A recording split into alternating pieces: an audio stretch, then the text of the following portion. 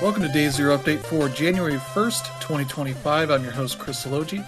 I'm Brandon Perkins. And I'm Dan Victorio. And yeah, it is Game of the Year time.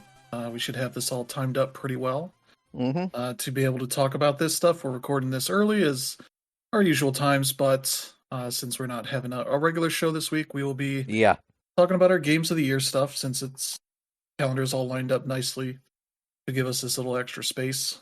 We'll be talking about our top 10 games of the year, our personal list, and the overall SmashPad list. Yeah.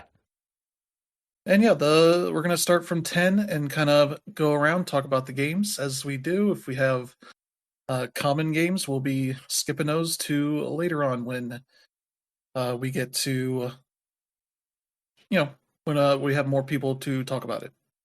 Versus just keeping the discussion early on the smaller stuff before we get to the ones that we can have multiple people talk about. So yeah, we'll kind of kick it off here with our number 10s. And I will start off here with mine, which is Logiart Grimoire, a game that comes from Jupiter, the makers of the Picross series. All the way from when it started to now. But this is their first of the series. It's a spin-off of sorts, but the Switch release they had for this, they added the Picross name to it. So clearly Nintendo owns the rights to the name, but the devs can still make that same style of game and all that wherever. And this is a game that was in early access for a while, but finally came out this year in 1.0. And as you can guess from the name being weird, but also with the grimoire, is that it's basically about a book, filling out a book full of various types of concepts that start from basic stuff like wood and rock and soil, water, fire, that kind of stuff that you're doing some basic puzzles on. And then you're essentially crafting items together to make more complex elements, all the way through things like dinosaurs and food and environment stuff like the ocean and all that kind of stuff. It'll give you a little bit of text about the item itself. It doesn't tell you what it is, just gives you like a hint for it, and you have options to turn off the hint text. It'll highlight the specific terms that you might need to fixate on, so that you know, like, oh, this thing mentions a vast waterfront. You'll look down at your bodies of water, and you're probably picking an ocean, I believe, at that one.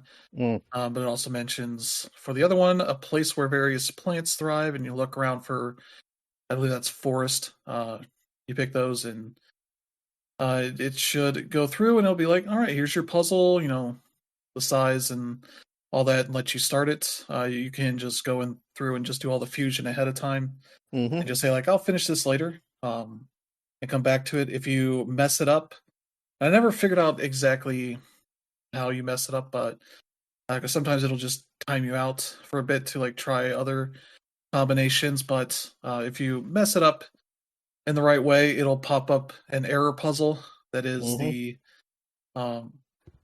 failure puzzles that Emil comes up with. Emil is the sort of mage or whatever, the custodian of the grimoire that is sort of guiding you through all this.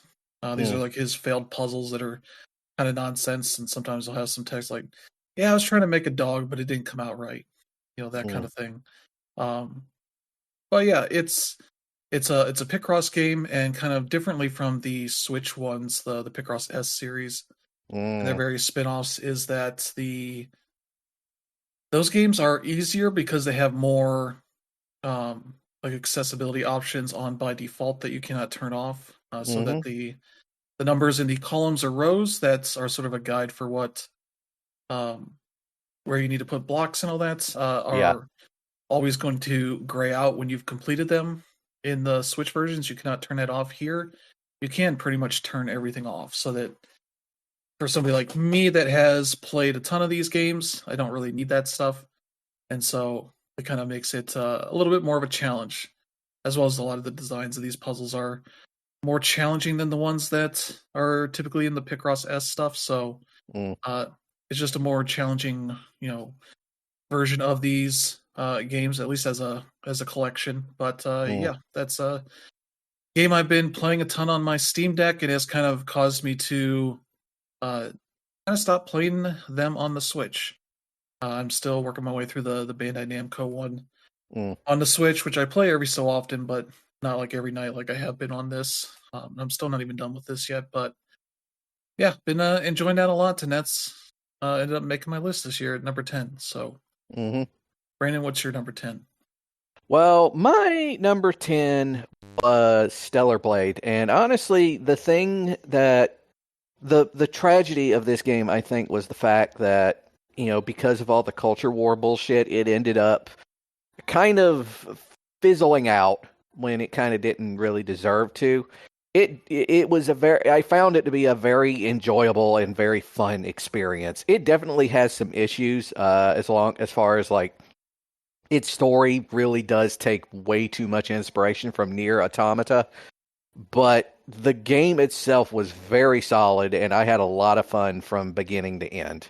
Um, and essentially, what this game is it was you sort of playing, like I mentioned, Nier Automata. It's a pretty good comparison of that. The game it's basically, you're playing a robot going to Earth to fight aliens so that the humans can be reborn, that kind of thing. Um, where it's different though is the gameplay. The gameplay takes a lot of inspiration from Sekiro in that it's heavily based around stuff like um, being able to like successfully block and parry your enemy's attacks so that you can fight them. If you don't do that, the enemies, much like in Sekiro, can destroy you pretty quickly. Unlike Sekiro, though, the game kind of gives you a bit more of an opportunity to learn how to parry successfully. Sekiro is because, it's a From Software game. You know how those go. You're sort of thrown into deep water and you have to learn how to swim, or you end up drowning. Stellar Blade, not quite. But yeah, honestly, for being the first AAA title for the company that made it, it's they did extremely well. Really though, the only reason it's not higher, amongst other things, is again the story is very derivative, and just not nearly as well written as its inspiration was. And also, the character models are just really off in a lot of places. I know some people, and that's not like me complaining about the fan service or anything. I had no problem with the fan service. It just the character models are very off in a lot of ways. But yeah, that was my number 10. So Dan Reb, what about you? Yeah, my number 10 was Persona 3 Reload. This has been a huge year for JRPGs in general, and Yeah. Persona 3 Reload was one of the first JRPGs out of the gate, and Mm-hmm. one of, I believe, three or four that, Sega published here in the United States. And yeah, it's just been wonderful. So, just to go back on my history of Persona, I do consider myself a Persona fan. But it was really five that put me over the top. I did play Persona 3. I did play Persona 4. But Persona, I did not finish either one of those games. So Reload was a good chance to go ahead and jump into that. And it pretty much, played the way I expected it would. Very much a game that, took a lot of what it had after 5 while also being a pretty awesome remake of the original game. I know a lot of people had some issues over the fact that it didn't really take anything away from Fez or Portable, which were two, separate versions of Persona 3 that are well respected. Obviously, like you're losing a female protagonist. But at the same time, like as far as, good JRPGs that stand the test of time, Persona 3 Reload was definitely a more than worthy entry. I wouldn't be able to talk about changes that really made it like as awesome as it was. But, just going off of a lot of what made 5 successful going into 3 made it awesome. The story was about as dark and as fun as I expected it to be. Each of the characters and their social links were really enjoyable. Again, like most of my knowledge comes off of 5. So being able to use someone like Koromaru, sort of delving into spoiler territory here, but the dog is someone that ends up being a main party character, and he was awesome. Being able to use Kenomata, and like just going through the motions of like the people that you befriend and all that was incredibly fun. Um, if anything, I did not play the answer, the DLC where you end up using mostly Aegis. And maybe if I did, it would be higher on the list. But as my list will go to show, as we talk about it more, this was a huge year for JRPGs. This is one of 5 entries in my list that are JRPGs. And yeah, it was just a strong year. And Persona 3 Reload was just a good way to start things off. All right. So yeah, let's get to our number 9s. For me, it is Cat Quest 3, the third game in this series that I have really enjoyed because it's a very chill action RPG for the most part, very low stakes usually, and this one takes that general idea and brings it to a third game with a bigger open world, and it kind of has changed the camera view as well. That it's a little more skewed to the side a little bit, so you kind of get some more distance view from typical kind of isometric view that the previous games were, which helps out because you're a pirate cat.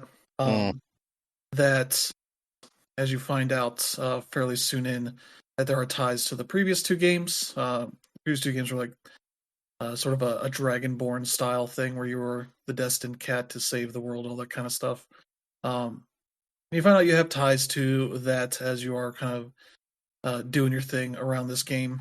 You get to control a ship and drive that around, doing attacks with the ship. You can attack enemies on the ground, on the islands and such. With that pirate ship, you can jump off and do your own attacks. You have a gun that is nice to kind of swap around between those two. Your sword and your gun, or whatever kind of weapon you have a little bit of freedom to change out your loadout for all that stuff. And yeah, the story is pretty nice as you get this the story of your little pirate cat that finds out they have a bigger destiny, which isn't too surprising of a trope for this kind of game.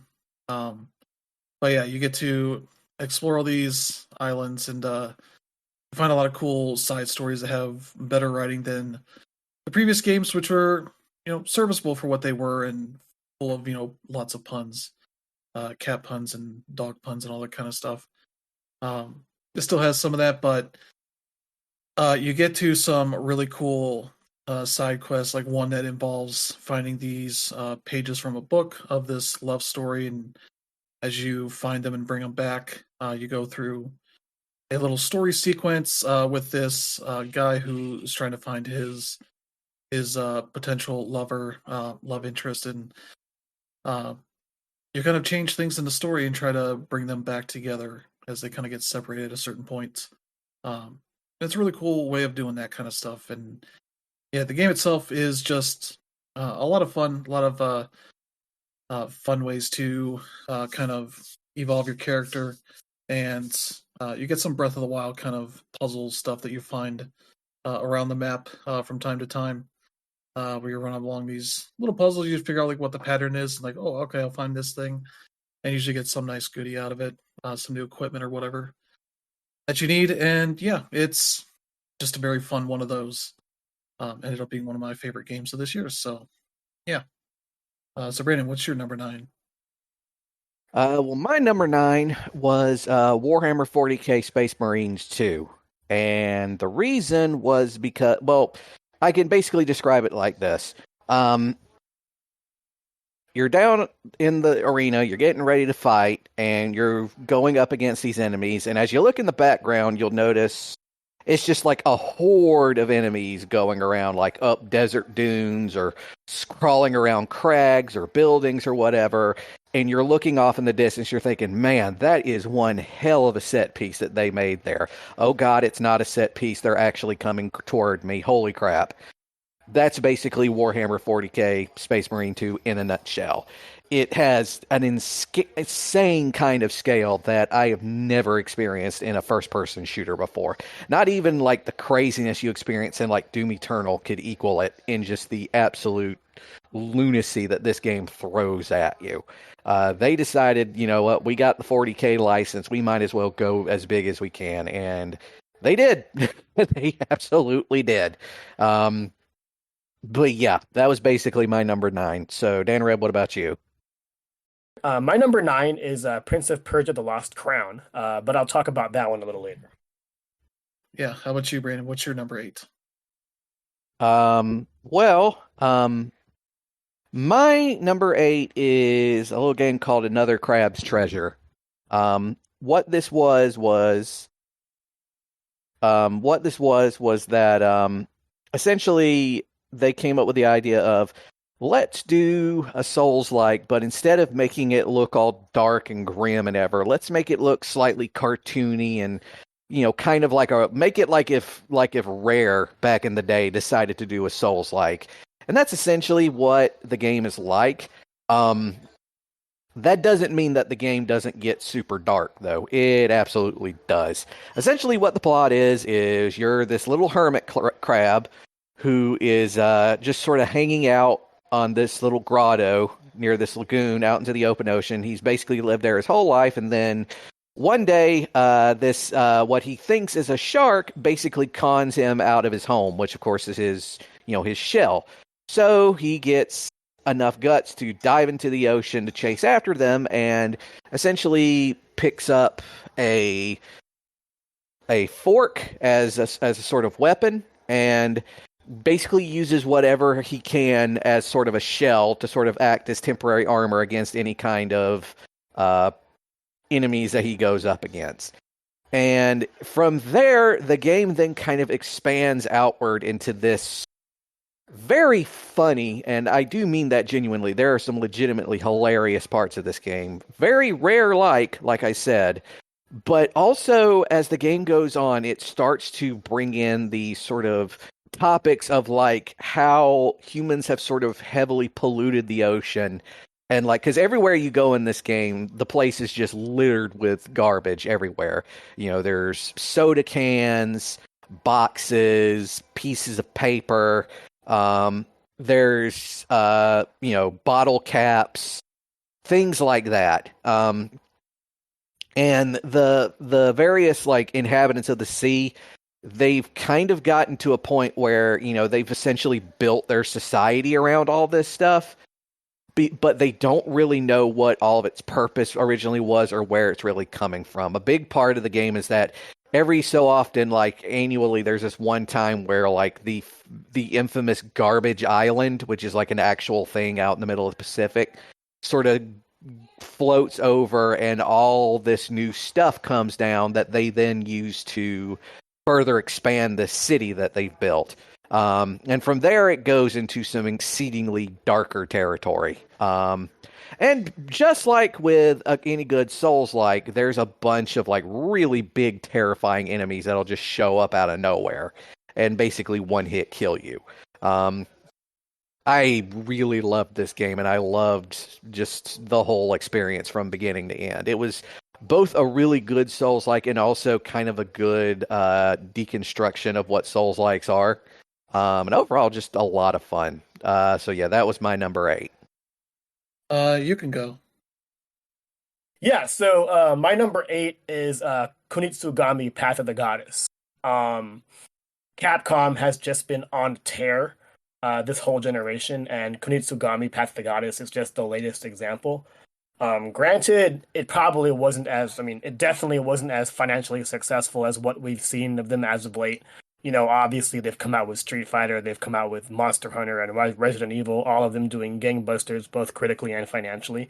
And Kunitsugami is just way too different for it to really succeed in that notion. That being said, Anybody who downloaded on Game Pass or who went ahead and took a chance on it on PC or PS4, PS5, like should understand like how awesome this game is.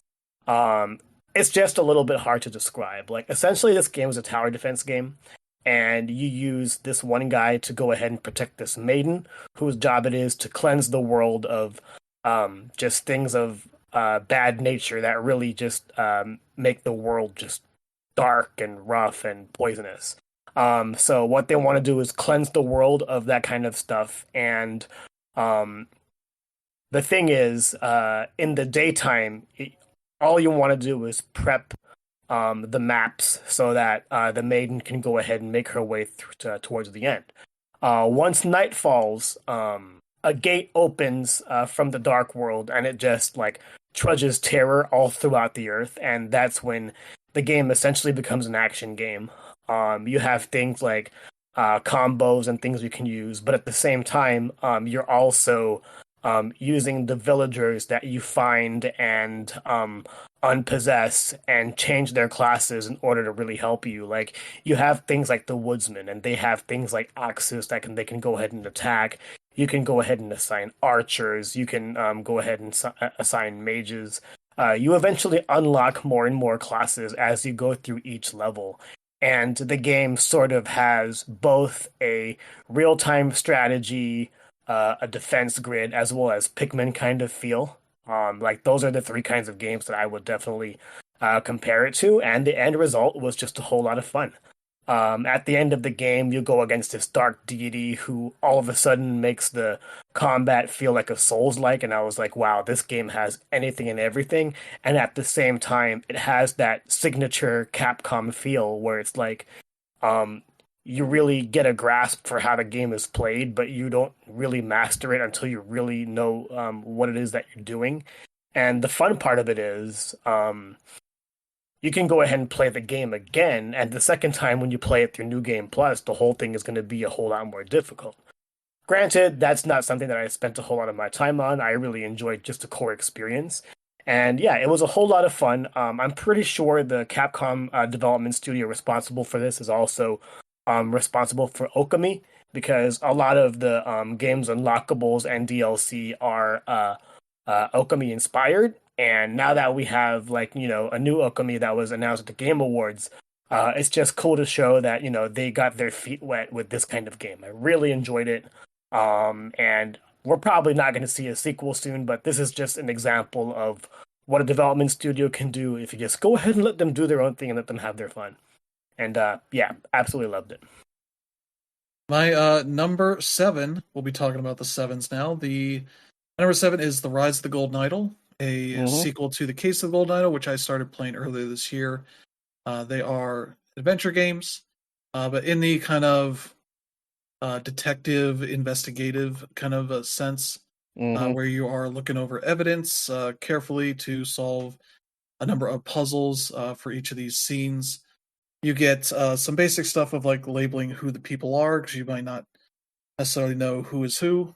So you have to use contextual clues of like how people are talking to each other, using names, and corresponding that with documents or anything else you find there that helps you with that stuff, and as well as various other things, usually for figuring out, clues and solving like the exact, events that happened to lead to whatever particular scene you're going on.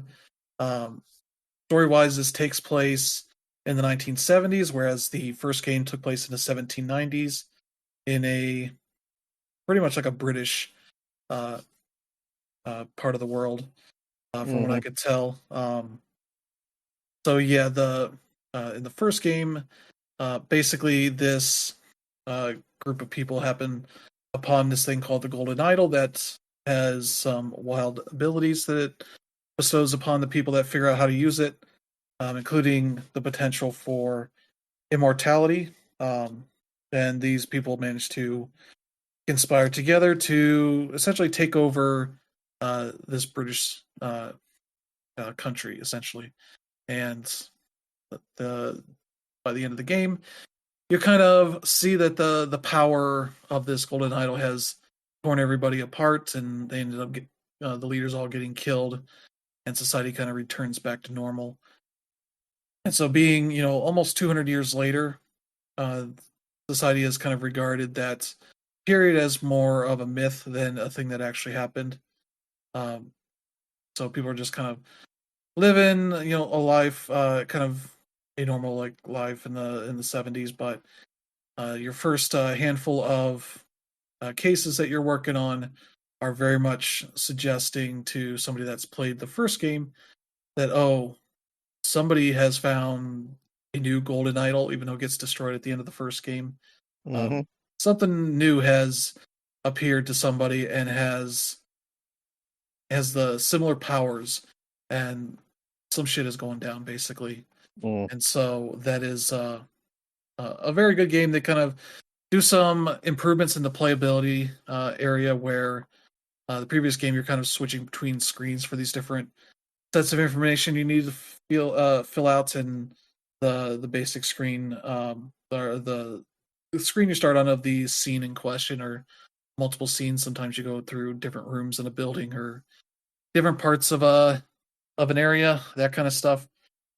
This time those sort of separate screens are turned into windows, sort of like you use on a computer. You can lay them out and have them overlap a bit, so you can pull words that you find from one screen and more easily place them onto others, that kind of stuff, and makes it work out, be a little bit easier to play at least on a PC. I'm not 100% sure how it works on the consoles, but the Steam Deck version, as far as when I tried to play it, just felt like a complete mess. The way controls work just did not make any sense for even the way the first game played on a Steam Deck. So that's the version I definitely do not recommend if you only have a Steam Deck to check it out on.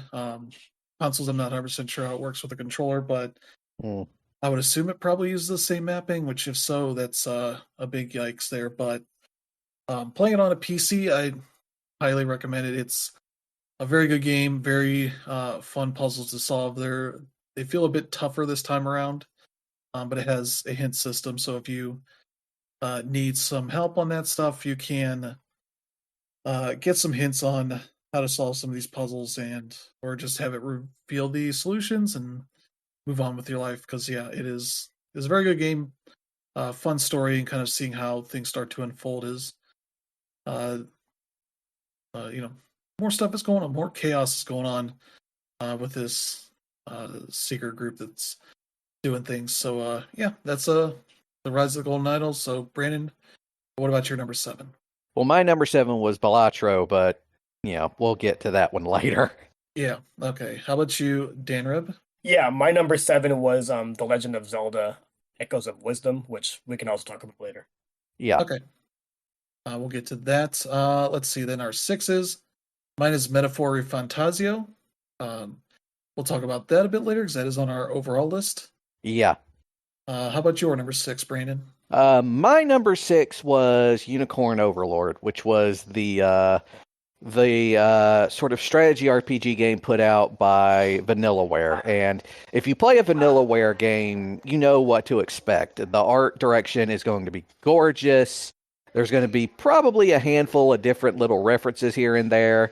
And the women will have boobs that will boob boobulishly, It's just sort of the thing, that goes with it. Though to be fair, unlike in a lot of previous games, the fan service in this game was actually pretty tame in comparison to a lot of them from the past. It's still there, don't get me wrong. It's just not nearly as, I would necessarily say, egregious as it used to be. But it was, honestly, it had a fairly kind of standard story, but it was a standard story that was told really, really well. You're the heir to this, the throne of this kingdom that was essentially overthrown by one of the main retainers and a group of traitors underneath him, and then sort of created an empire out of it where they sort of invaded sort of all of the surrounding countries and sort of annexed them. But you end up sort of growing up outside of it under the tutelage of a knight and some of your related friends who you grew up with. And you essentially go around sort of recruiting people into your personal army, going into these battles, and slowly but surely retaking all of the previous kingdoms until you finally ascend as king yourself, even getting a chance to choose who's going to be your queen before the game's over. And yeah, it was really fun. There was a lot of really likable characters, and on top of the fact that even though the story was very sort of cliche, it was incredibly well written otherwise. And honestly, the only thing is, Vanillaware isn't really known for making sequels, and I honestly would love a sequel to Unicorn Overlord. So yeah, it was a lot of fun. It was absolutely a blast. So yeah, that was my number 6. So Dan Rib, what about you? Yeah, my number 6 was an indie game called Until Then. It was developed by Polychroma, which is located in the Philippines and published by Maximum Entertainment. And yeah, this one is obviously going to be a little bit more special to me just because of my own ethnic background. I am Filipino American. And just to go ahead and talk about this game a little bit, this is a slice of life narrative game, much in the tune of games like A Space for the Unbound or Night in the Woods. Most of it is side scrolling left to right, but a lot of the gameplay revolves around both dialogue as well as like very light puzzle solving. This game very accurately portrays what life is like for students in the Philippines. The main character is he's sort of a creative, but at the same time, like he's um a lazy guy, if you will, and both his parents are live outside of the Philippines, and they were called OFWs, overseas Filipino workers, and what they do is they just work outside the Philippines and send money to home. So this kid lives alone, and yeah, when you're pretty much a kid and you're living alone, like you have no you have nobody watching you. They don't have any household help. He's pretty much reliant on doing the chores himself. And yeah, eventually he comes into contact with a person who ends up being his love interest. But whenever he comes across her, time resets. So you essentially have a Groundhog's Day kind of story going on, and it's really interesting seeing how the world changes with every restart. And at the same time, like you're also getting to know each of the NPCs and characters a little more based on that.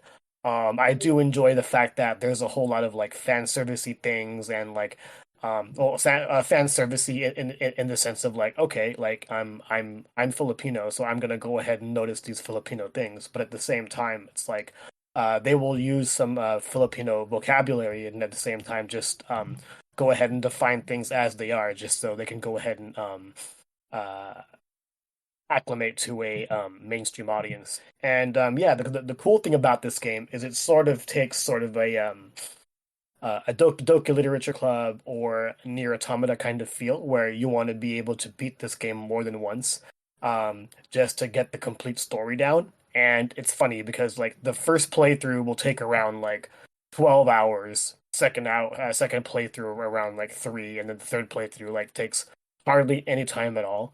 And it's funny just seeing the way these characters interact with each other when they've already done it in the first place. So it's pretty cool seeing how they did all that. A lot of the mini games in the game are pretty much reminiscent of what you see out of other indie games, and I just really love the pixel art visual style here. It was really well done. I don't know if the studio has anything else to do. I know that they never released a physical game, and I would love if they did that. But yeah, until then, it's definitely a game I have on my top 10. It's number 6 here, obviously, and I do have to like give a shout out to the people who were interested, because Until Then ended up actually being our number 1 review of the year as far as like bringing in traffic. Like we've had consistent traffic on the site, particularly for this review, and I'm definitely thankful for the people who definitely gave this one a click. So yeah. All right, so yeah, now we're on our number fives. I will see. Let's see. It's Tales of Kenzera Zao. Mm-hmm. I believe this one is unique. So yeah, this is a Metroid game from EA Originals and Surgeon Studios, which is led by Abu Bakar Salim, a well-known actor in a variety of shows, as well as the voice of Bayek in Assassin's Creed uh, Origins. Mm-hmm. And he started this studio as like I believe it's also like a film production house, but also doing game development work, at least until earlier this year, where they laid off most of the people that were working on the game. And it is basically based on his story of how he's dealt with his grief in his father's early death. Um, I think it was about 12 years ago or so. Mm-hmm. And yeah, it relays into a story of a young man who is sort of living in a, let's say, a Black Panther style, like future metropolis in Mm-hmm. Africa, who then goes reading a story about um, this shaman who has had his father die recently and is sort of unable to process it. So he manages to get this older shaman to that is I guess probably the god of death to agree to help him bring his father back to life if he collects the souls of three other spirits. Um, and sort of goes on this big journey, and uh, the shaman guy that is with him is kind of trying to reason with him as he is, going along this journey in a story that in comparison to like Prince of Persia, The Lost Crown, I would say this is a much better and more interesting story. It's also a game that launched at $20 versus 50 for Prince of Persia, so everything is kind of scaled down a bit as a result of that in comparison. Mm. So it's a smaller map. It's less collectibles to find. They're all just um, gameplay relevant for the most part, or gameplay or story relevant in interesting ways. You get some audio log stuff of Zhao talking about his father and his feelings and other people that are involved in the story. And yeah, it is a really well told story, and a really kind of resonant one for anybody that's lost people in their lives earlier than they expected. Um, and yeah, the gameplay, it's the combat is not as quite as good as Prince of Persia: The Lost Crown, but it is still a lot of fun as you're basically switching between these two masks, a sort of sun mask and a moon mask. Sun mask gives you a melee weapon that has fire elements to it. As you upgrade that, you get some ability to set enemies on fire and do additional damage to them. The Mm. moon mask is ice related and is also a ranged weapon, so you're able to shoot like ice blasted enemies to do range damage, as well as I don't think you necessarily freeze people with it so much, but you do some like knockback stuff with it. Um, and along the way, you get additional abilities, things that kind of let you dash around or uh, kind of get some double jump kind of stuff going on, all that kind of stuff. And yeah, it makes for a very fun game that is not nearly as long as Prince of Persia: The Lost Crown is. That's a game you could probably, if you're trying to get most everything, could be like 20 to 30 hours at least. This Mm-hmm. one, I believe, should be. I'm almost at the end of it. Maybe like 8 to 10 hours at most for getting everything. The toughest stuff has been like these combat challenges, which if you leave those aside and kind of just go and upgrade your stuff as you go, and come back to it, that makes it a little bit easier. Mm. But I should be able to get the platinum pretty easily from where I'm at. So yeah, it's a very fun game, really nice story. You can tell it's a personal story, and it makes it a very cool experience to have this year. So, unfortunately, I'm not sure that there's going to be any more games out of that studio, but they have put out a pitch for another one that is based in African mythology. So hopefully that does get to see the light of day. But with the way things go in this industry, who knows? Yeah. But yeah, that's my number 5. So how about you, Brandon? My number 5 is a horror game called Mouthwashing. This was an indie darling that sort of blew up on the PC, and it was also very low poly, so I could play it on my old potato of a laptop. But essentially, what it is it's a first person sort of psychological horror game. You're playing a crew of this sort of spaceship, like a space freighter that has had like a nasty crash, and they sort of like crash with like an interstellar object, and they manage to get away, but unfortunately, what happens is, well, there's a couple of things happen. One, their captain is horribly injured, basically covered in burns from pretty much head to toe. There's only one, like the only thing you can see from him is like his one basically unblinking eye that's constantly staring out at you through the bandages. And the game sort of jumps around between you playing different members of this crew. Essentially, they work for this corporation. And the other issue is that they've because they're more or less their engines are shot, they're kind of just sort of stuck floating through space, and they've sent out a distress signal.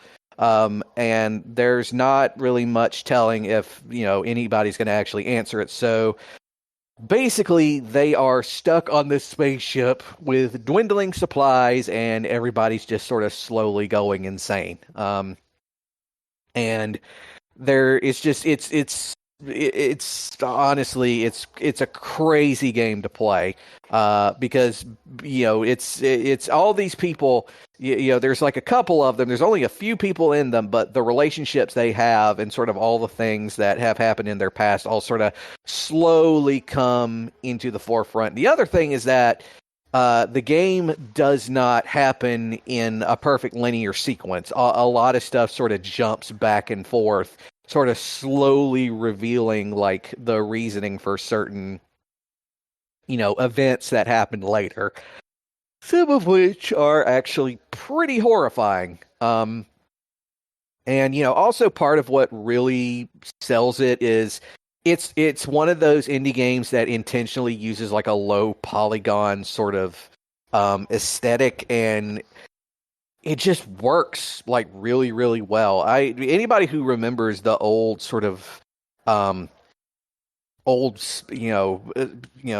horror games from like the PS1, even though the graphics by modern standards seem really crude, there was something incredibly unsettling about those old polygonal graphics that really worked for some reason. But yeah, that was my number 5. So, Dara, what about you?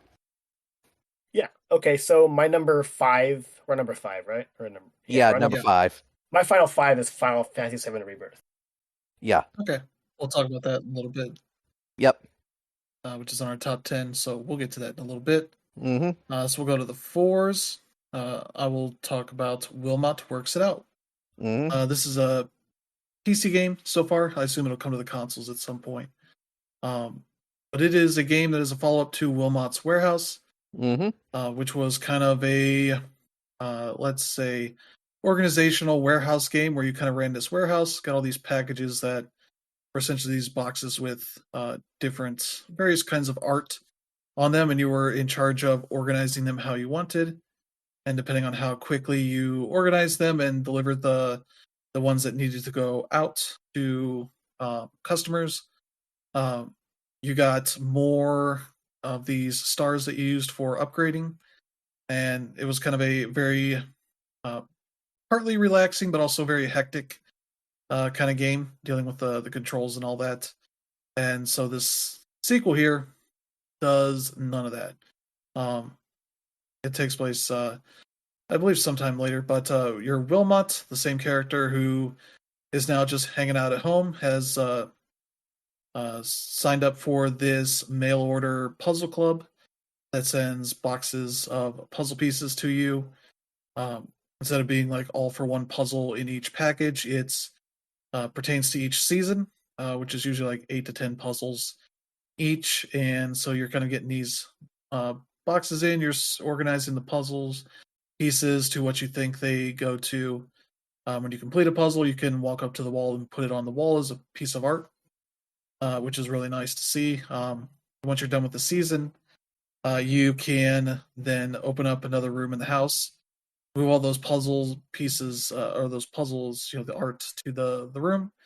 Then you can kind of decorate the room a little bit by however you want to organize the puzzles, the art, but also lets you kind of add some extra stuff to the room. So you might get to a living room and be able to add like a bookshelf in there and some planters in there with some extra stuff, or maybe a wall clock.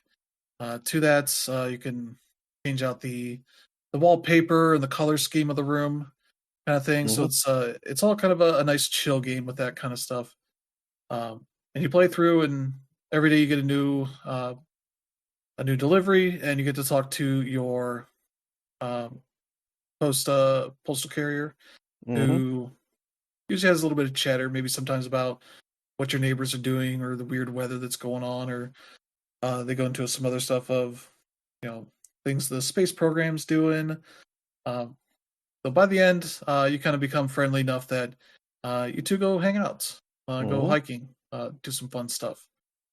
So once you're done with the base game, like all the achievements are mostly centered around organizing the art into the same room with similar themes of like food or insects or whatever it is. But then you open up a new game plus that is called Marathon Mode. And essentially, where those packages were centered around seasons, now they could be from any puzzle that you've gotten before. So then you are getting like these packages of like 25 pieces, I think. I think it's 5x5. Then sorting through, trying to figure out like, oh crap, do these go together? I think I remember this being part of this. I'll set this over here. Start trying to piece stuff together. And you end up like I did in a place where I had various puzzles in various stages of completion, and anything I didn't recognize as belonging to one of these puzzles, I essentially lined up around the edges of this room, and it looks like pure madness of what was going on.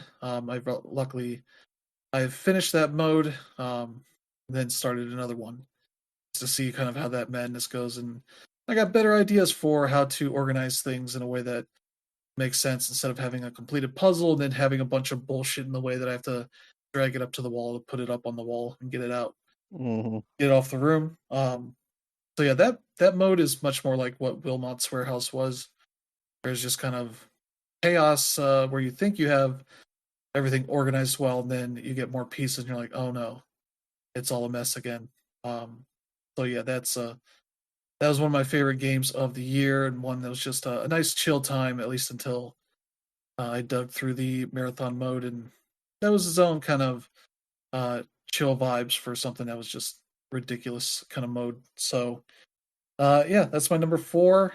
So Brandon, what's your number 4? My number 4 was Helldivers 2. We'll be getting to that one in a little later. All right. How about you, Danreb? My number 4 was Like a Dragon Infinite Wealth, which we'll also talk about later. Yeah. Okay. My number 3 is Balatro, which we definitely will be talking about later. Yeah. My number 3 was Like a Dragon Infinite Wealth. We'll be getting to that in a moment. My number 3 was Metaphor Fantasio, which we'll also talk about later. All right. My number 2 is UFO 50, and yeah, this was one that just barely missed the list for the sites overall. So yeah, this is my second favorite game of the year. It is a really impressive achievement for something that was announced like 7 or 8 years ago, I think. It is from Derek Yu and a bunch of his developer buddies. I think like 6 or 7 people total. At least in charge of just making the games. If you sit at the launcher screen, it'll scroll through a credits list and you'll see all the testers and QA people and localizers and all that kind of stuff that worked on the game as well. It is essentially an indie version of Action 52, which was an NES collection of 52 games that were, let's just say, all different forms of bad, because they made 52 games without giving them any sort of real time to make real full games. Yeah, if you go on YouTube, there's a bunch of videos of like critics and historians and stuff talking about Action 52. Essentially, the thing is the guy behind it. He wanted to sort of create what was going to be like he thought was going to be like the next big like Teenage Mutant Ninja Turtles type of fad. Which is why and the idea was I'm going to make a game based on that. But I'm also going to like get a bunch of like IT students to make their own games and put them on this thing. And the thing is, every single one of them sucks.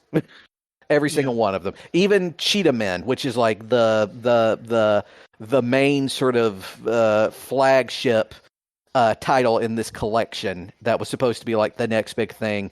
It's barely playable. And what's even worse is that basically pretty much everything in that game is basically recycling assets from all the other games in the collection. And overall, it was just terrible. And it also didn't help that like the game itself was not licensed by Nintendo. So it's like a lot of like unlicensed games of that era. If you try and play it in a SNES, if it's there long enough, you'll start getting like a burning plastic smell. Yeah. It's I definitely recommend checking out Jeff Gersman playing it as part of his ranking of NES games series. He did a special episode that's like 6 hours long of him going through every game and just ranking it individually on that game. Yeah. And he mostly is like, these are all like either just, it's a lot of like shmups and platformers and stuff like that, like a lot of repeat ideas. UFO 50 does not fall into that trap. Not at all. Obviously, with a lot of hindsight, to know that we don't want to repeat this. We don't want to waste our time making the same games over and over again. And it's a really impressive achievement because the selection of games they do is set around this company that is eventually called UFO Software, but starts off as, I think, the first game they made while they were at a different company. There's like story behind this. It's all fake, but it's set a developer that made games for this kind of NES microcomputer looking thing. You see it at the start of when you start up the game. So it's a D-pad and 2 buttons is all you have for controls on this, and they make a variety of games. If you go through chronologically, you can kind of look a little bit. They have a little bit of story behind the games, and you see like, okay, we made this game, and this is our first one as LX Systems, I think is their first official name as a studio. Then they go on to make games like one called Mortal, which it's MORTOL. It is a game where you have 20 lives essentially to get across this level, but you are essentially killing yourself to get across this map. And so you have the ability to like shoot your guy out like an arrow, they'll stick into a wall, and then that'll be a platform you can jump on. Or you can land on spikes, and that'll be a platform to get across the spikes. You can blow up blocks that can blow up, or you can turn yourself into stone to either be, a stepping stone to get up, or land on a button or something like that. Variety of ways you can kind of get around here. It's improvisational, but yeah, every time you die, you respawn and land on the map, and it's a really cool idea. The second game they make, Immortal 2, and it is nothing like that. It's a game where you have 99 lives, but you got a big map to explore, and you have like 5 different classes of characters to explore and figure out what you want to do around this map and try to get to the end. I've never gotten to the end on that. A lot of these games are challenging, but there's a lot of in trying to make games that would be made in the 80s. They also err a lot in not being homicidal against the player. Usually have save states in a lot of games. Some of the ones that are more arcadey obviously would not have save states. And they're not like save states specifically, but you just quit out, and when you come back, you'll usually resume where you were at, or at a checkpoint or something. That's nice. And you kind of see like the evolution of some of these games. You see characters show up in multiple games. The mascots you see when you load up the UFO 50. There's a weird goober guy who's like an astronaut or something. You'll see him in a number of games. There's a ninja that also shows up in a number of games. The UFO itself, and the title shows up a number of times. Sometimes you control it in a game. Sometimes there's an idle game in here that the story begins you crashing the ship and needing to recover three of the parts that have been scattered around the area. And so along the way, that one progresses as you're gathering various currencies while you are playing other games. So that's one that you tend to recommend, playing some of it, getting started, and then quitting out and coming back every so often to see what your progress is. But yeah, they do a lot of cool games. I wouldn't say all of them are great, at least for me. But I'm sure that each of these games has somebody that really enjoys it and maybe finds it their favorite of the collection. My favorite is one that's called Mooncat. That is a platformer. I would say this is a very indie style platformer because it controls unlike any platformer I've seen. Mm-hmm. Basically, since your controls are D-pad and face buttons, your D-pad, any direction you hit, has your character going left. The face buttons have your character moving right. If you, let's say you hold down one of the right buttons and then hit left, you will do a jump. If you hold it down and then let go, you'll do a higher jump. If you're in the air and you hit both buttons, you'll do essentially like an elbow drop to attack on enemies, or you jump on. You do that on like a mushroom, and you will jump high into the air, usually to get up to other platforms that are out of your reach normally. It is just a very weird game, and once you get the handle on the controls, it controls really nicely. It's very easy to see what you're supposed to do, especially as they start throwing more complicated enemies at you. You get these like weird skull spiders that jump around at you. You just try and run away from them. You get bros that sort of hover around a bit and then kind of swoop at you. You know how to jump around those. You get more enemies and obstacles and such that go in your way. And I managed to beat it for one run. At the end, you get an egg, and from there, you're asked to beat it 3 times. Collect all 3 eggs.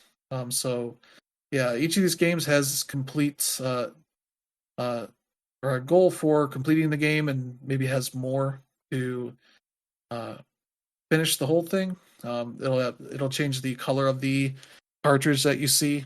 So it'll start normal gray, and then turns to gold when you beat it once. Then I think it's red. I think it is. I haven't done it yet for any of these games, but yeah, it is a really cool collection of games and has a lot going on because there's, I think, an overall story thing that will play out where I assume you find out these people were aliens or something, or aliens were involved in these games or something, because the UFO becomes more of a big factor.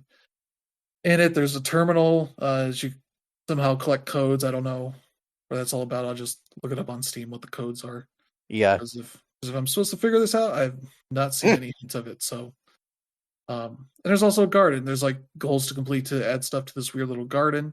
Yeah. With the house and all that, and so yeah, there's a lot to do. Yeah. Also, remember that none of these are like mini games. These are all like complete gaming experiences. Yeah, they may not be like 5 to 10 hours long, but it'll be beginning and end kind of games. Yeah. Like Mooncat, my first run was like 25 minutes, 30 minutes maybe. Yeah. I do know like at least one or two of the titles in that game are supposed to be like RPGs that Yeah. can take you a good 50 hours. So Yeah, there's I think like 3 RPGs. One is one where you're basically going into a submarine, yeah. and then your crew you're kind of outfitting with like a left and a right weapon, as well as some elemental equipment that can protect you from elemental attacks and such. And you're fighting like deep sea creatures. And you're trying to get some XP and some gold and whatnot, and come back to your base to upgrade your equipment, and then go back out and fight more enemies, and then keep doing that. And then there's another one that's kind of a JRPG. It has a really neat way of picking out your party, because it starts out, it's set in like the Wild West. And your characters, essentially you have a main character, and then the bar you're in catches on fire, and you essentially pick like 3 other people to save, which I didn't necessarily realize when I was doing it, but I grabbed 3 people, then we went and doing stuff, and so you can have like a completely different kind of parties for that. And that's cool, but it's also very much more user friendly than JRPGs of the time, because you don't necessarily have to save. You just quit out and you save back from whenever you were last in town. So yeah, it's a game that is a really impressive achievement for what it is, and hopefully it comes to the consoles, because I think people should definitely be checking this one out. If you have an appreciation for older games, I think the only real knock I have on this game is I kind of wish they made a quick little like manual for the game to kind of explain how it works, because a lot of these, if you've ever just like jumped into a bunch of random old games, you're like play for 2 minutes, like, okay, I get what's going on, I'll move on. That's what you can kind of do with all these games. But it's really nice to kind of jump into them and see like, okay, I see what's going on here. This is really neat. I'm going to focus on this. There's like 2 games that are kind of Master Blaster. One that's kind of more about the overworld part, and another one that's kind of more where you're controlling a tank and going around these smaller areas. So that one's kind of a neat like platformer shooter where you're kind of jumping from top to bottom of the screen based on what obstacles you want to get. But yeah, that's a really cool game, and that's my number 2. So how about you, Brandon? My number 2 is Metaphor Refantasio. We'll be getting to that one a little later. All right. How about you, Dan Rib? My number 2 was The Legend of Heroes Trails Through Daybreak, which I'll talk about later. Yeah. Yeah, we all had the same thing as number 1. So how about we just not reveal what it is, and we'll get to it on our SmashPad list, because it's also number 1 there. Yeah, we'll go through our top 10 list, our overall top 10 now. Yeah. So number 10 is The Legend of Heroes Trails Through Daybreak, and Dan Rib can lead that. Yeah, I was the one person that had it on this year. I always have a Trails game in the top 10, but this one was the highest rated one that I've ever done, and the main reason is just because of the main character, Van Arkwright. He is by far the best protagonist in the series since Estelle in Trails in the Sky, which, makes me really look forward to the remake coming out next year. But, that aside, like, the way that the series sort of reinvents itself with this game should give Falcom all the flowers here. This is one of the few games in the series where you can go ahead and start from here and not feel like you missed a beat, even though I would still recommend that you play the rest, because once you get to Daybreak 2 and the rest of what comes after, you will still need full-on knowledge. But, for people who have been struggling to get into this series just because of how hard it is to get your hands on all of them, this is a solid place to do it. And just to go ahead and talk about Van, this guy is what the series calls a Spriggan. He is somebody who operates who primarily operates in the gray area. He is not a bracer, as you saw in Trails in the Sky, where they kind of worked alongside the police in places where they haven't. He is not a member of the police like Lloyd Bannings was in the Crossbell games. He is not leading any sort of military effort like you see Reen Schwarzer do in the Cold Steel games. He is just, operating on his own accord with whatever makes sense. And at the same time, the guy is a softie. He plays this grizzled veteran, but when it comes to, you know, um, when it comes to missions, especially when food is the reward, he is all for it. This guy is a total foodie, and I absolutely love that about him. That being said, the first game, it does a good job like delving into his past, but we also don't know the full story here, and that's what really makes me look forward to Daybreak 2, which is going to come out on Valentine's Day next year. And yeah, we're going to talk about Metaphor Refantasio later, but one thing that, Trails Through Daybreak also deserves its flowers for is that it's one of the games, it's, it's a game that combines both turn-based combat with action-based combat, and that's one thing that made the metaphor combat so good. But this is something that Trails to Daybreak, has 2 to 3 years on before Metaphor even did. So I would probably say that it also inspired Metaphor in that way. And yeah, like as far as the way the story goes, like as I mentioned, like this can be the first game in the series if you wanted to play it that way, and like you wouldn't uh, feel that bad about it. But at the same time, the main reason is that it starts off in a completely new region. As far as anachronisms go, like you're playing at a time where technology is probably at its best. You see things like cell phones going on. Yeah. You see cars, which they've existed for a while in this series, but you don't see them as prevalent as you do here. You also see some pretty risque stuff. I remember like when I was playing through the game and I got to the desert and I was like, oh, we're in a straight up strip club. Like, we don't Yep. see any like straight up nudity, but at the same time, like seeing It's exotic pretty dancers, obvious what it's supposed to be. yeah. And seeing the exotic dancers with the sort of visual style they have here, which, it's not fantastic even as far as PS4 standards go, but they've definitely mastered this art style in such a way where nothing really looks terrible. There are some things that look awkward, but at the same time, like just the way that all of the characters look in combination with some of their spells look pretty awesome overall. And yeah, just the combination of a more mature story, more risque characters, and at the same time a seemingly more complete battle system just by adding the action-based stuff, and along with Van Arkwright, who just might be my favorite Trail series character, just really put this over the top for me, and I really thought that this was the best JRPG released this year, which is a huge statement because this year was all about JRPGs. Mm-hmm. For me, I didn't put it on my list solely due to the fact that it was not a 2024 game. It's technically a game from a couple of years ago. We just got yeah. But that in spite of that, I absolutely did love this game. I'm a Trails convert just like everybody else is. There were a couple of things about this I really loved. The first of them was the fact that this was the first Trails game where, after hearing about it so much and seeing like how big of an effect it has on the sort of socio-political landscape of the Trails universe, we finally have a game that takes place in the Republic of Calvard. And the Republic of Calvard is incredibly unique in its little area because it's basically the only like full like representative democracy in the entire region. You've got Liberl, which is essentially a sort of Nordic style constitutional monarchy.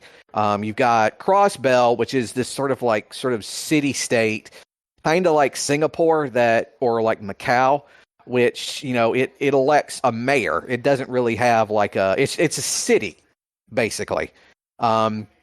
And then you have like the Erebonian Empire, which is straight up like a sort of Prussian style autocracy that's like heavily militarized and with a huge like class system in place.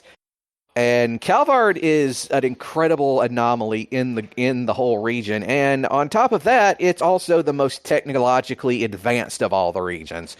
We talk about the tech stuff, and I know, Dan said this months back when we first started playing this. You think that, with Crossbell, that would be the extent of what the technological progress has been in that region, but it's not. Turns out they're actually behind. They're even behind with Calvard. Calvard has straight up movie studios. They have an actual film industry that is like already well up and going. They've got laptop computers. They've got, smartphones and stuff like that. And their actual, like, the aesthetic of the place is like, you think Republic of Calvard is going to be kind of like the U.S., and it kind of is in bits and pieces, but like the actual like way that their cities and stuff are arranged, it's very, very European. Their police look like, British style constables. Their sirens sound kind of like, like the type of cop cars you'd see like in Paris. But like their sort of culture, like based around their politics and military, is very American in its standing. But also, because of that, it has its own sort of social issues that it's dealing with. With the Erebonian Empire, it was them going through sort of slowly going into a reform period where they're trying to industrialize and sort of tamp down on the class system. Here in Calvard, they haven't really had a class system for several decades because they ended up having a revolution that ended up overthrowing the old aristocracy, and they've been a democracy for a long time. And one of the big parts of that is that they also have a significant immigrant population.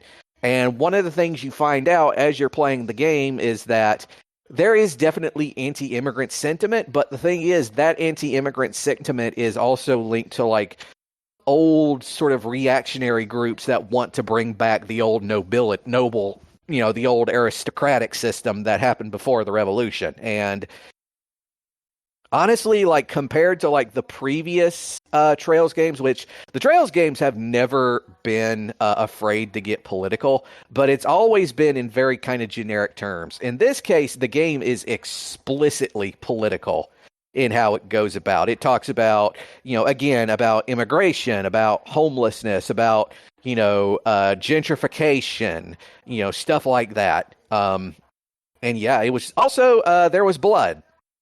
Like this, I think this is the Trails game where we explicitly see like real, honest to God bloodshed happening. And yeah, so it was just really good. I can't wait to play the sequel early next year.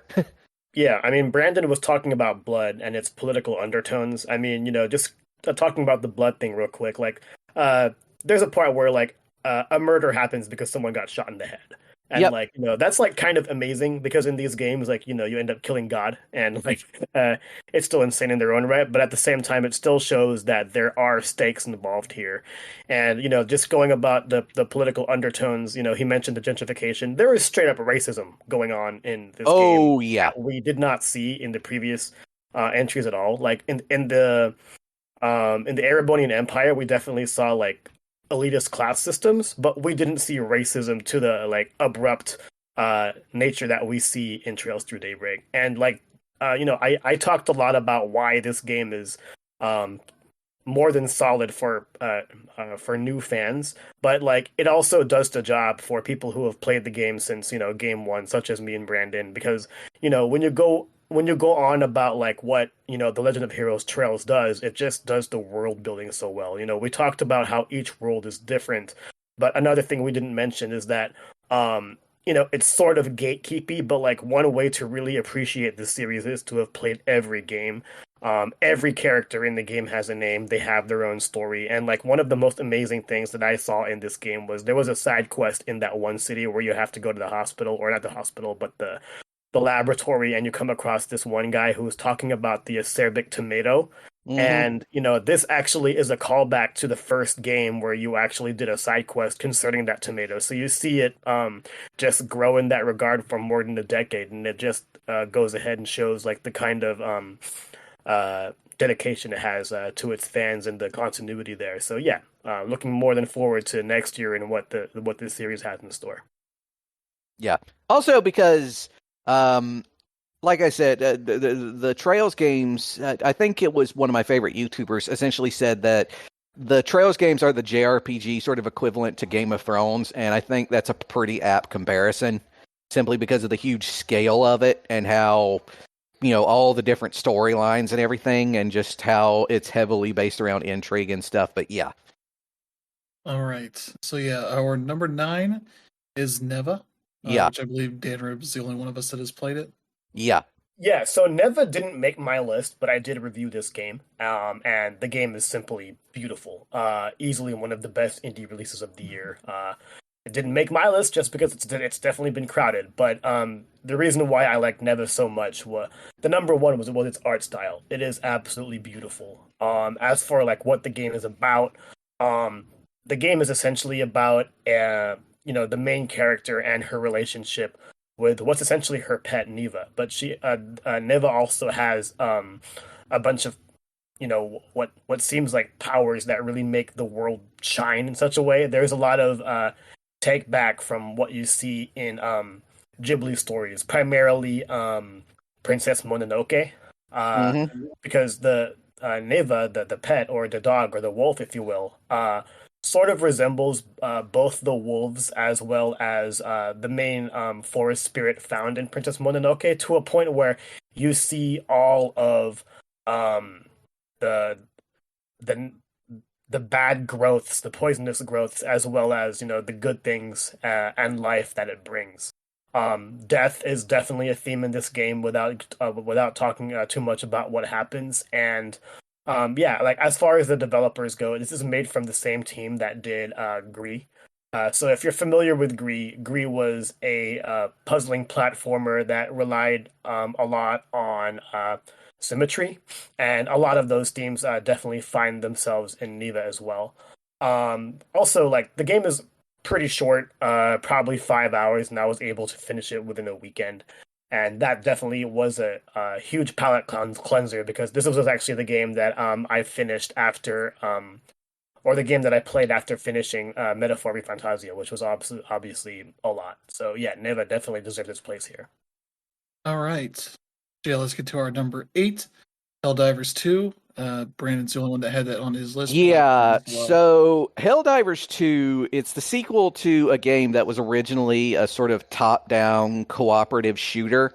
That was essentially, the whole thing is almost dead crib completely from Starship Troopers. You are essentially a member of a military of this polity called Super Earth, which is essentially an imperial power that is based around the concept of quote unquote managed democracy, where people are given like a test of questions on a computer for voters, and then despite whatever the answers are, the computer then decides what candidate is best for them based on the answers they gave.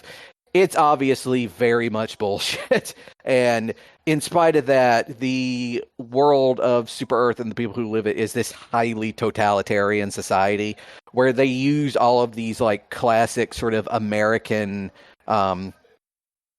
concepts of freedom and liberty and democracy and all this stuff. But it's very obvious that it's a very much like an authoritarian regime.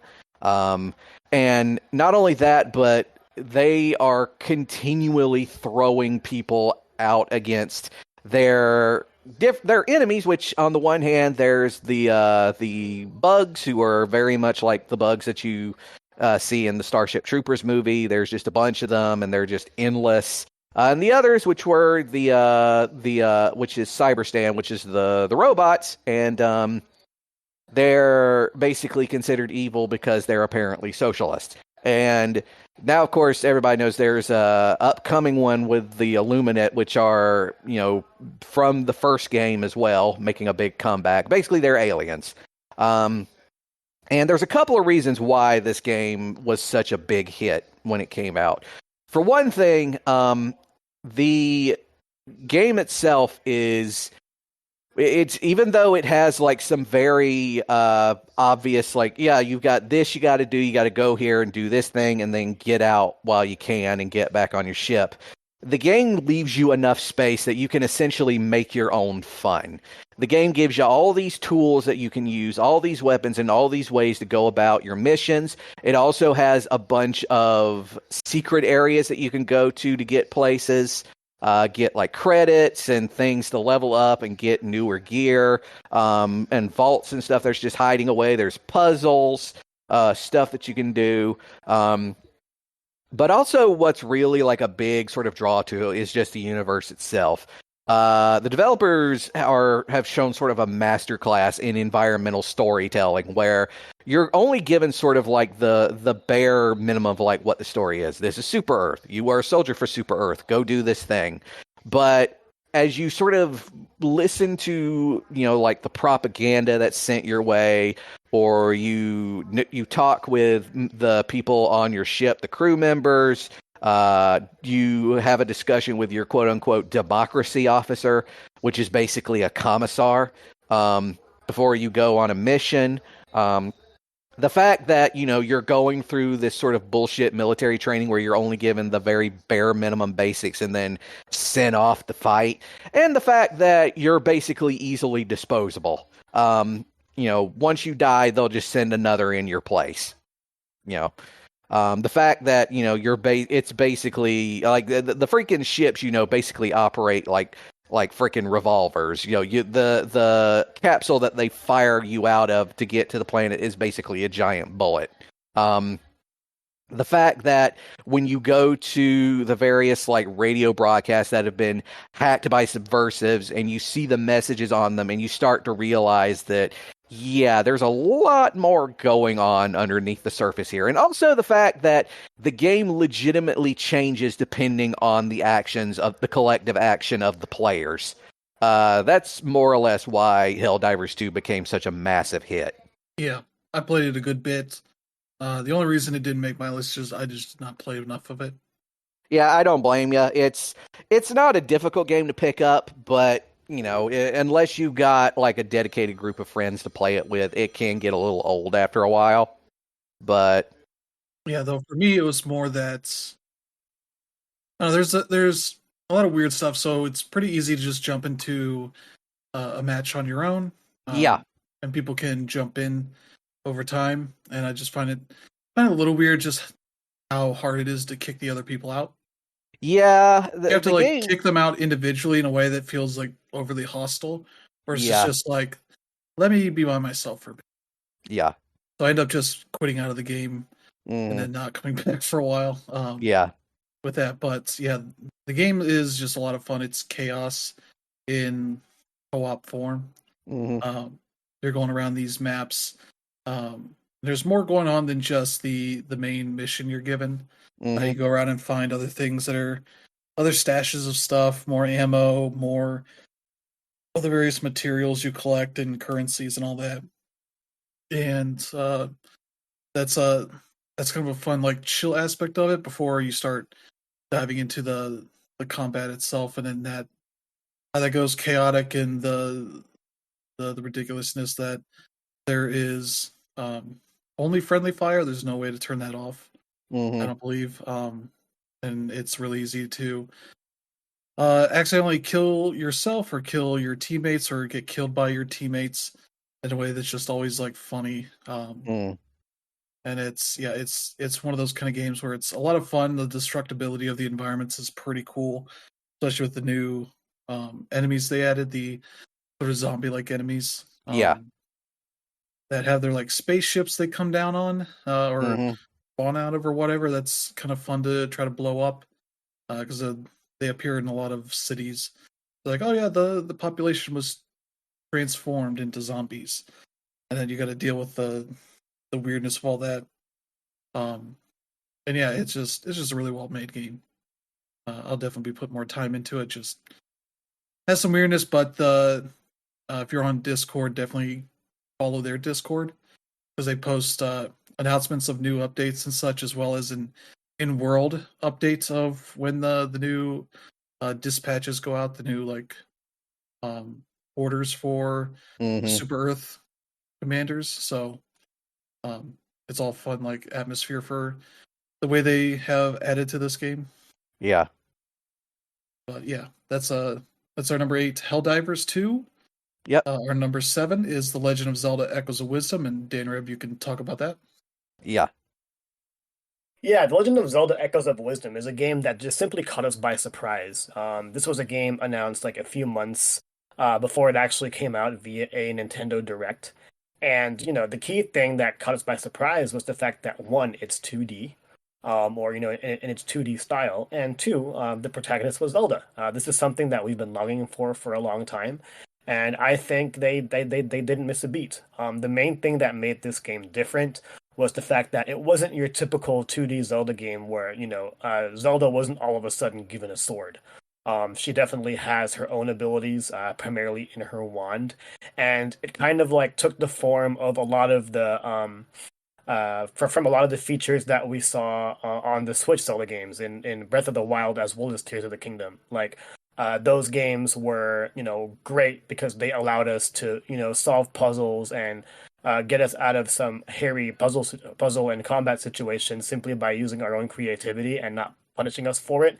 And it was a lot of the same boat with Echoes of Wisdom. The main difference being instead of like having something like the Sheikah Slater tablet, uh, Zelda would use her wand in order to, copy or control various echoes. And so basically, how that would work is after falling an enemy, you can all of a sudden just take their echo. So whether it be a moblin or any other enemy, and she'd eventually like summon people to or summon them to go ahead and fight for her. So you have a moblin with a spear.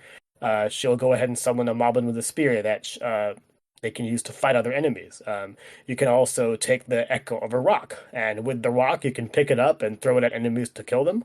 And the most popular one and the most memeable one was the bed. The bed is something that could just be an additional platform for her because you do have a jump ability. And that was pretty cool, just stacking beds in order to go ahead and climb up mountains and things like that. It's very reminiscent of the wood panels found in, Tears of the Kingdom or um, Breath of the Wild. And it was really cool in that regard. The one thing that was like sort of a double-edged sword for me was the fact that you could summon Link for a little bit. The magic you have would in essence be sort of a timed meter to see how long you can use Link, and as Link you can do things like run faster, jump higher, and of course you have your sword. So it's pretty useful in bosses. Bosses require more than a few hits to go ahead and take care of, and when you have Link and the sword, it definitely made things easier in that regard.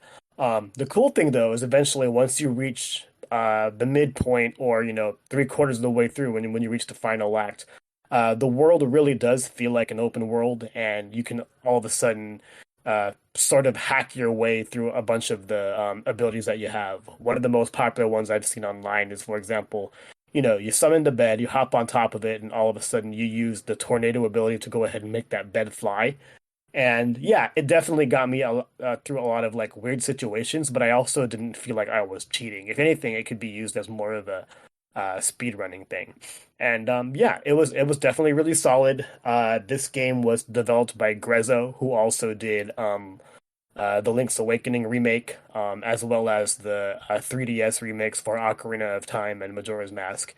And yeah, it goes to show that yeah, we can go ahead and trust Grezzo when it comes to a new Zelda, and they definitely hit it out of the park with this one. It's not like the best Zelda, but at the same time, like it's not a bad one either. And I'm pretty sure a lot of people have been thirsting for a 2D Zelda, and we got one with this, which is pretty awesome to see considering we're pretty much in the swan song times of the Switch, with us expecting the next iteration of whatever that they want to do next. And yeah, it's definitely a release that I'm definitely proud that we got. Yeah, I played that one a good bit. I'd say I enjoyed it a lot, but I also had some issues with things like the having a massive list of things to spawn in and how unwieldy that gets. Yeah, the UI didn't do itself with favors at all. Yeah, kind of wishing I could pin things to the front that I use most often. Your beds or your more useful enemies. Um, but it has some cool aspects of it where you can have your birds kind of essentially drag you around. That's kind of a weird way of getting around the map in a in a way that you wouldn't expect, as well as when you're attacking enemies. You can just hold them in place for your the ones you spawn to attack them. And like really, really cool kind of ways that stuff worked out. Um, and yeah, also the way that you can directly attack enemies is basically by respawning as Link. Was like, I get what it's doing here, but I also kind of wish it just kind of changed her form. Essentially, so she's like a stronger Zelda versus just we need Link to attack enemies, but Zelda doesn't know how to do that. Kind of thing that it kind of implies here. But those are like my main issues. I enjoyed it a lot. I'll definitely be getting back to it at some point. But it was easy to kind of fall off on it a bit because it kind of has a lot of stuff going on at once. Once you get past the intro, as it kind of tells you, you can go to a couple areas and do all that. But yeah, that's a cool game. Let's see. Our number 6 overall is Final Fantasy VII Rebirth, and I'll let you talk about that, Danrep. Yeah, this one was kind of hard to rank because, like, as far as JRPGs go, or what I was expecting out of Final Fantasy VII Rebirth, it's just pretty much everything I wanted. It just did a little bit too much that I wasn't too fond of. The main thing that I didn't like was that it went a little too hard into its open world checklist kind of thing, where it almost felt Ubisofty. The main difference, though, was that I really, really enjoyed what I was doing. But then, as you get towards the end, I was the kind of person where I was like, all right, I'm gonna go ahead and finish all these checklists when I can, even if it meant like sacrificing the story. And then when I got towards the end, they just gave me like everything to do at once. Like I got used to doing 3 to 6 things at once before moving on. And then once you got towards the end, there was like 20 things to do throughout all the various regions in the game. And I just didn't really appreciate that. I felt like it abused my time, in that sense. And this was a game that I really wanted to platinum, but also the difficulty got in the way. I did like everything in order to fight Gilgamesh, which I was really looking forward to, but I ultimately didn't do it because when I did all of the side quests that got up to it and eventually found myself on Gilgamesh's island, I found that I had to fight 2 summons at once, and each of those summons were hard for me to fight one-on-one. So fighting two-on-one was just rough for me, and it just pissed me off to the point where, you know what, I'm just going to go ahead and finish this game and be done with it. And that's just something that, I didn't really appreciate because at the end of the day, like, I really, really enjoyed the game. And, I was complaining about the side quests, but a lot of them are really fun. I was one of the few people that really enjoyed the chocobo flying in Cosmo Canyon. The chocobo racing really felt like it could be its own game. Granted, we've already had a couple, but that felt really polished.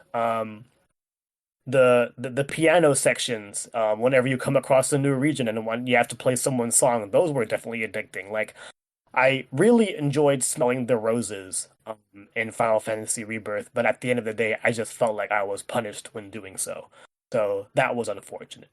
That being said, like, there is a whole lot of game here that only a video game can accomplish. If you enjoyed Final Fantasy VII Remake, I definitely see you enjoying Final Fantasy Rebirth as long as what you're expecting is more, more, more. You have more character interaction, you have more dungeons, you have more enemies to fight, you have more side quests, you have more places to go. It is just amazing in that regard, and you really feel the scope of the game as soon as you leave Midgar. When you arrive in Calm and you see how big the world map actually is.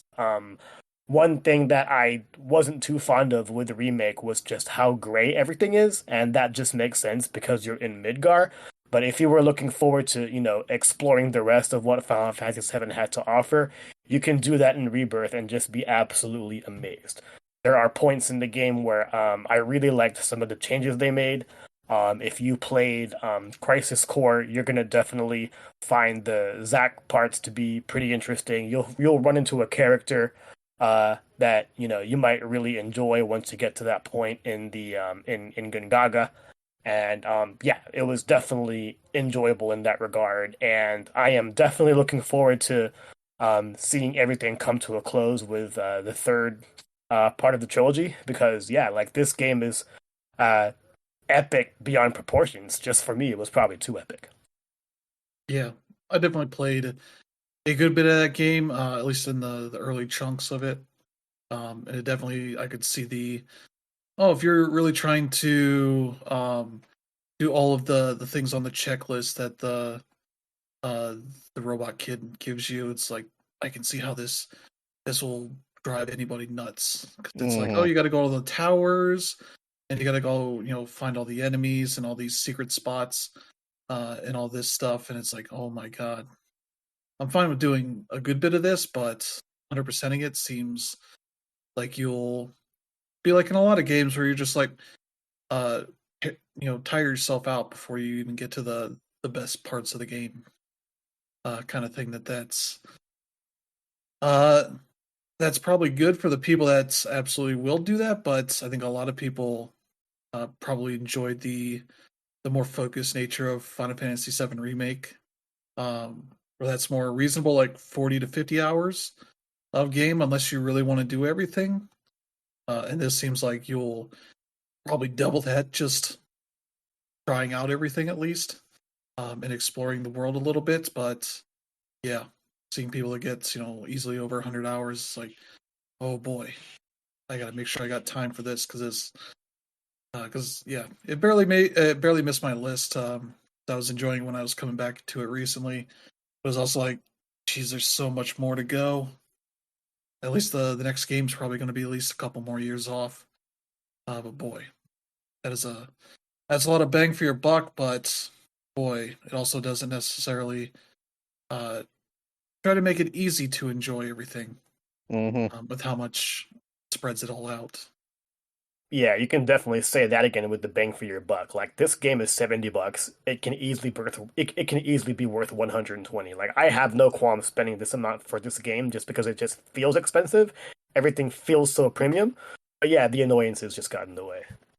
Yeah, and I think I like the bigger cast also kind of is cool, but also a little bit uh, annoying to switch back and forth between, because like in remake, you generally had three people available to you at any time because of the nature of that story.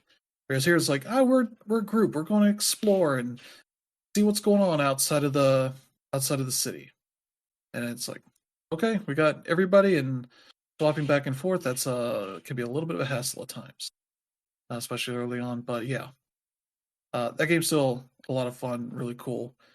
I kind of wish they had like in remake they added a new option for just starting you with a higher level crew of characters so you can get through it a bit more easily. Because yeah, doing that combat's a lot in the open world can get tedious. And I assume they'll add that stuff probably in the next year or so, when they feel it's worthwhile. But yeah, speaking of games that take a while, Hmm. let's get to number 5, Like a Dragon: Infinite Wealth. Oh yeah, Dana, maybe you can talk here. yeah. Yeah, for the longest time this year, this was my game of the year. It was probably the game that I look forward to the most as well, and it definitely hit on every regard. Um, there also might be a slight bias because I was also in the middle of this game when I got laid off, so I definitely put in more time than I definitely anticipated. But yeah, if you're someone that enjoyed the previous Yakuza Like a Dragon, you will feel right at home here. A lot of it is more of the same. It it pretty much barely um, it, it barely improves itself on every regard from the previous game. The one thing that I feel like is a huge improvement is the sort of required slash optional side game that it has. The previous game was all about build, or the previous side quest was all about building a business, whereas the Hmm. big side quest here is pretty much Animal Crossing. And the way that Ichiban ends up in that situation is absolutely hilarious. But what really sold me with this game was the fact that it took place in Hawaii. Correct me if I'm wrong, but I believe that every Yakuza before this or Like a Dragon before this took place in Kamurocho, and if not Kamurocho, someplace in Japan. This place, this game doesn't solely take place in Hawaii, but it takes place there for the greater majority of it. And as someone that has been to Hawaii twice in my life, and is definitely like my favorite vacation destination, they absolutely got it right.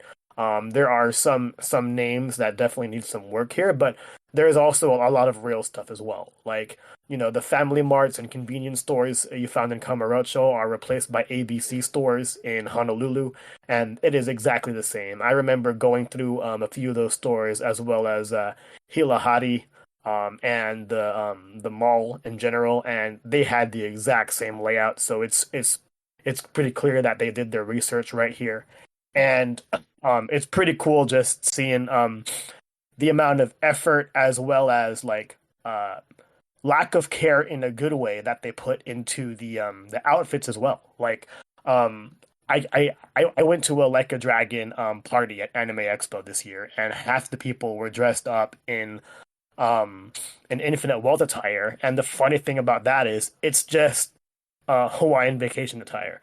You see people in Hawaiian shirts and flip flops, and that is pure Yakuza cosplay, because that's what they were able to do here. And yeah, at the same time, it also forwards the story. I didn't talk much about Kazuma Kiryu. He is the second protagonist in the game, and a good portion of it is him going through life both in Hawaii as well as back in Kamurocho. And it feels like this game truly is his swan song. Like a Dragon, or Yakuza Like a Dragon 7 right before it, felt like that, but this really feels like it really ends things, without saying too much as to why. I'm not saying whether he dies or doesn't, but it was really fun in that regard. There were definitely some plot points that I thought were a little weird, but that's how Yakuza typically is. And the cameos, namely by what's his name, the machete guy. He was pretty awesome, and yeah, like everything about this was awesome. Like I said, this was my game of the year until I started playing Charleston Daybreak, so it was awesome. How about you, Brandon? Yeah, pretty much same, everything there. Part of what I also really loved is that even though the game takes place in Hawaii, and although it is more or less accurate, it's also very much like a Japanese tourist vision of what Hawaii is like. It also goes pretty heavy into like, oh yeah, Hawaii actually has a lot of issues. There's like this big homelessness problem. There's the insane cost of living because of all the tourists, the fact that developers are basically slowly eroding away all of the natural beauty that the island has. All stuff like that. How, there are people who like end up going there hoping to achieve their dreams. They end up getting stuck in like essentially indentured servitude, more or less. All that stuff is completely true. And, the game does bring it up because, the Yakuza games have always had this great thing of where they can be extremely goofy on the one hand and also incredibly profound on the other. Also, I just love the fact that, if you've played a Yakuza game, you kind of know what to expect. There's all kinds of activities you can do. There's always like an arcade where they have like complete Sega arcade games that can be played there. From beginning to end if you want. They have, stuff like, cards. They got, activities that involve the beach. And in fact, if you want to, you can just go out to the shore and just swim around for a while if you want. You can actually find stuff that you can later, redeem for items when you do that. There's a place that's basically like a straight up like 5-star resort that you can sort of hang out at for a little while. And there's also another game that's basically just straight up Pokemon, but like you're playing with real people. So yeah, it was an incredibly entertaining game. Yeah. So yeah, that's as far it for me basically. Yeah. I started that game because I'm going to be doing the video for the overall list, and one, I was not expecting the first big bad you run into as a VTuber. Yep. I was like, oh, okay, that's I wasn't expecting it to be like that modern of a thing. Like, oh yeah, this his VTuber strings along, somehow gets this footage of uh, Ichiban and his buddies doing some stuff that's pretty benign for the most part, and strings it together in this wild ass story of corruption and all this, and leads to Ichiban and his buddies all getting laid off, and setting them off on a tail like, what the hell do we do? We gotta figure this out. And that just being like, oh, okay, this is not where I expected this to go. Yeah, I mean, like, just to quickly hop on your modern point, you also mentioned him, being laid off. I did mention that I was laid off while playing this game. And then another thing that, I talked about in our podcast before, the game also is one of the, if not the first one of the first ones to, acknowledge that the COVID pandemic actually happened. Yep.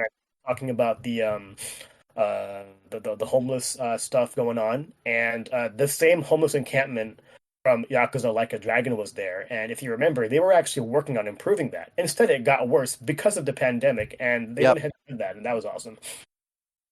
Yeah, it's nice. It really humanizes all the characters there.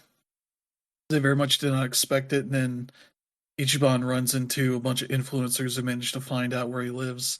Like has them around it, and then gets this guy that I assume is some like fitness influencer to try and beat him up, and you just beat the shit out of him. Like, okay, because this has the typical of like a bunch of drunk dudes run into the main character, starting shit, and then get the shit beat out of them from Ichiban or Kiryu. That's pretty much how all those games start. And yeah, the combat system seems nicely evolved from the first game, the previous game. Because it's like, okay, the positioning, you get to move around more easily and sort of position yourself in the right way, and they tell you like, okay, this attack, if you do it, is going to launch them backwards. So you try to line that up with another enemy to take them both out or do massive damage on them. That kind of stuff, and your specials all have the similar kind of stuff to that, as well as noting like, oh, you'll pick this thing up if you initiate attack from here, or that kind of stuff. That is really nice evolution. Do they have a similar kind of grind point as the previous game, or do they kind of do a better job of making sure you're prepared for the game as it goes on? Go ahead, Brandon. I was going to say, I didn't feel compelled to grind as much as I did the last game, but it's still kind of there. Okay. Yeah, I would say that they more or less fixed it as long as you fight everything in your path, but there are points where it feels like if you didn't do enough side quests, you'll feel it. Yeah. Okay. It helps that the combat is still a lot of fun, so. Yeah. And it feels less tedious, but I'll see how that goes. Oh, and I will say, they did add like they did add a feature where if you're trying to grind, but you're going up against like a bunch of enemies that are a couple of levels lower than you are, you can basically start this thing where it just automatically beats all of them. Okay. Yeah, so it's not as much of a hassle. Yeah. And I'll say the other thing that I really enjoyed is that they have the job system like in the first game, and when Ichiban gets laid off, they're like, oh yeah, he no longer has this job. He's now unemployed or whatever. Yep. It is. I was like, okay, that's a nice touch with your job system. Yeah. The one thing I will say about the job system I didn't like wasn't necessarily the job system itself, it was how you got them. Because basically what you did is you had to go through like this tourist program where you line up for these activities, and it's through these activities that you end up gaining a class. The problem is the game isn't really clear exactly what kind of class you're going to be getting through that until you actually do it. Okay. The other thing is that the best classes in the game are your default classes. So Yeah. Yeah. I feel like that was kind of the same with the original game. Yeah, kinda. You kind of got some cool ideas, but also they also had their own drawbacks in a way. It's like I just kind of like the base ones where they just beat the shit out of people and don't have to learn anything new. But yeah, that's our number 5, Like a Dragon Infinite Wealth. Another game you can spend way more time in it than maybe you want to. Mm-hmm. And then yeah, speaking of more games where you can just spend a lot of time, there's number 4, Prince of Persia: The Lost Crown. Yeah, mine was Prince of Persia: The Lost Crown.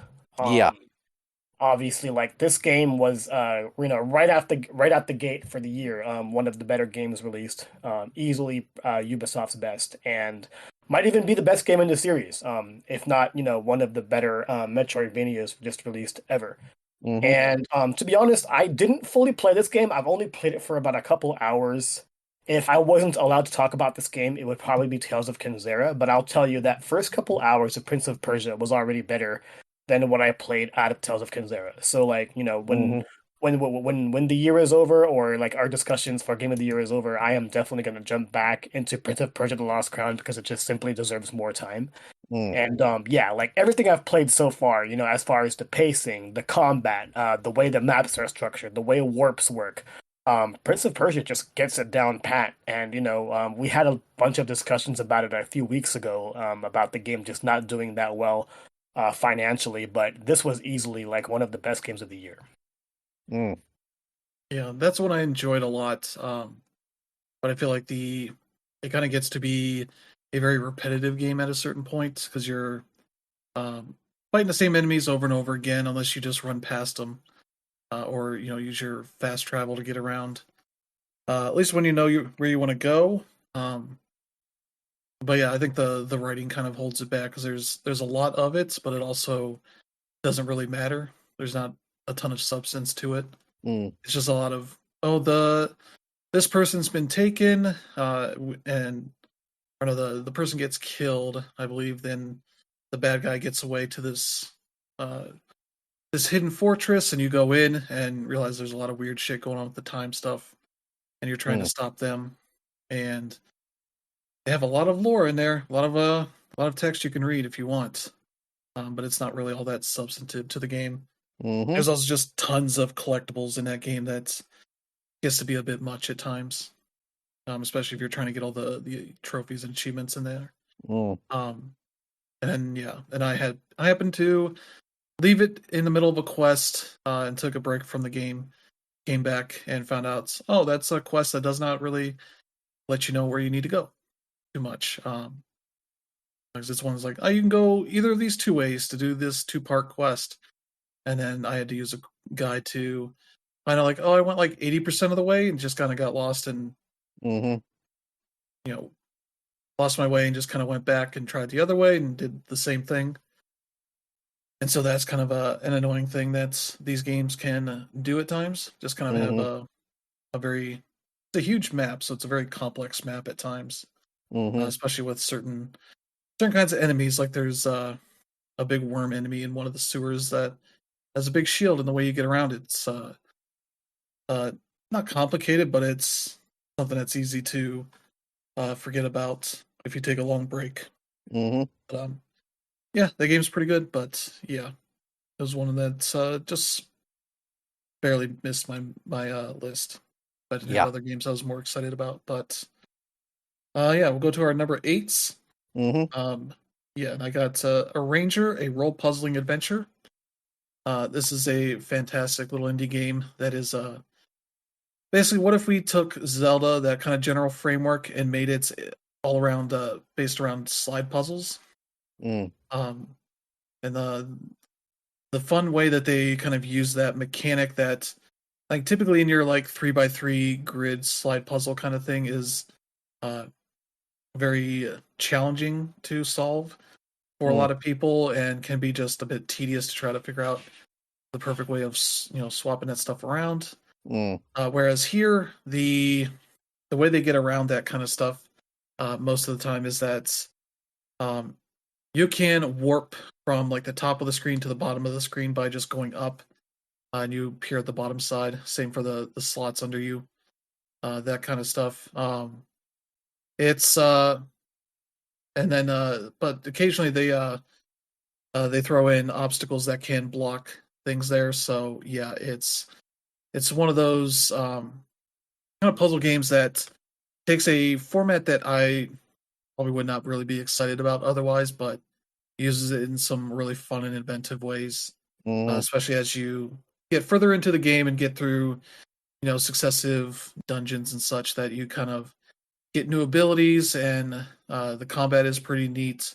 Where you essentially need to guide a sword to the enemy itself, and so you're kind of trying to manipulate that. And there's probably a little bit of improvisation to the way that you can do some of that stuff, but a lot of it is generally pretty straightforward to figuring it out. So, um, yeah, the writing is really well done. It's got some good writers that have worked on stuff like Nick Sutner and a few others on that team that have done some cool games.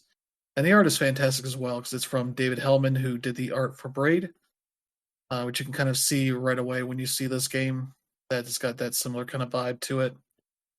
And yeah, it's just a really well done game, and one that I've enjoyed a lot. I still have to beat it, but it's been one of those games I jump into every little bit, play for a while, and then kind of take a little break from it. Nothing really against the game. It's a very fun game, and one of my favorite games of the year. So yeah, then let's see, number 3, Balatro, a game that I have on my list as my number 3. Brandon has as number 7. Danner has played it a bunch. I'll kick it off here. This is probably the hashtag trending indie game of the year.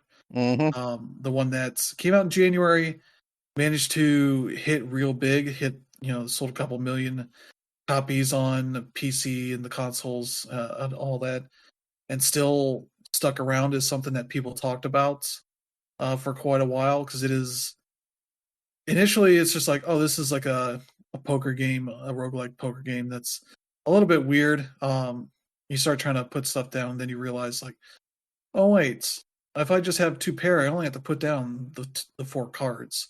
I don't have to put down a full hand for that. And then you start thinking, like, okay, so when I only have a pair, I only put down those 2.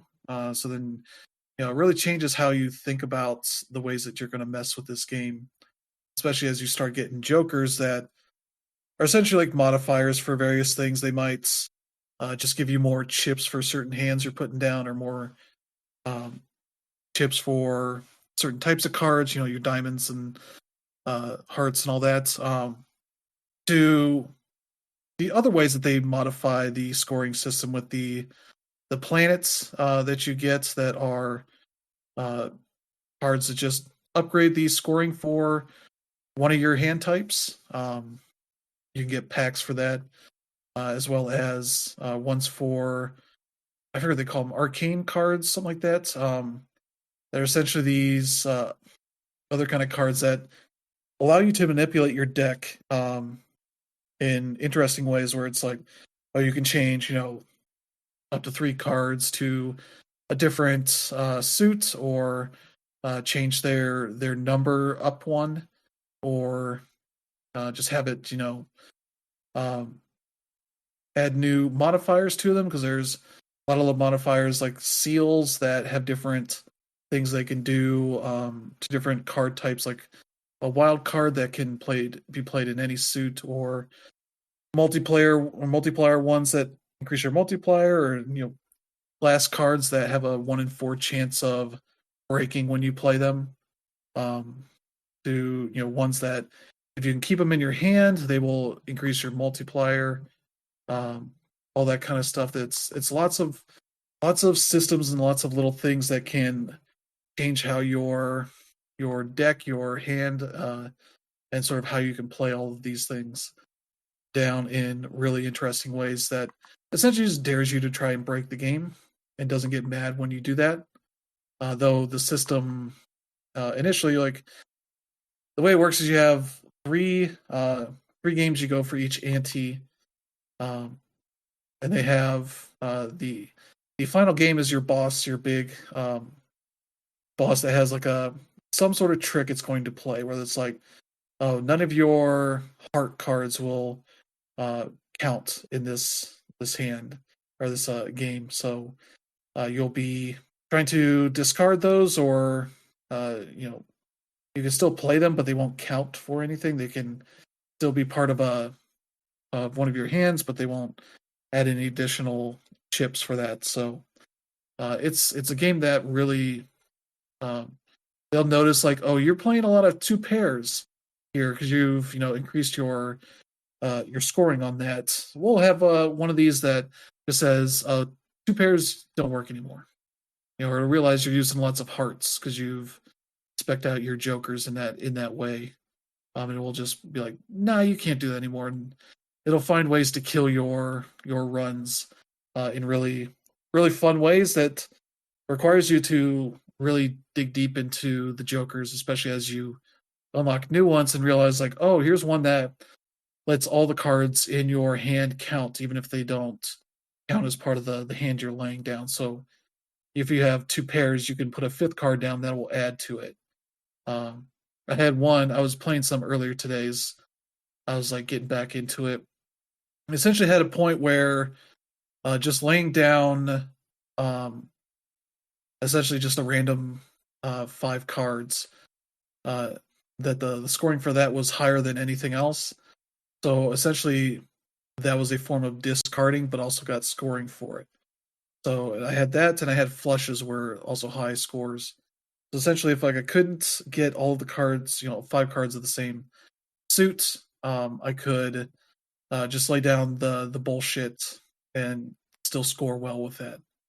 That run eventually ended because I had jokers that were based around like getting a 3 of a kind or something, and that just fell apart because I could not keep the luck going on that.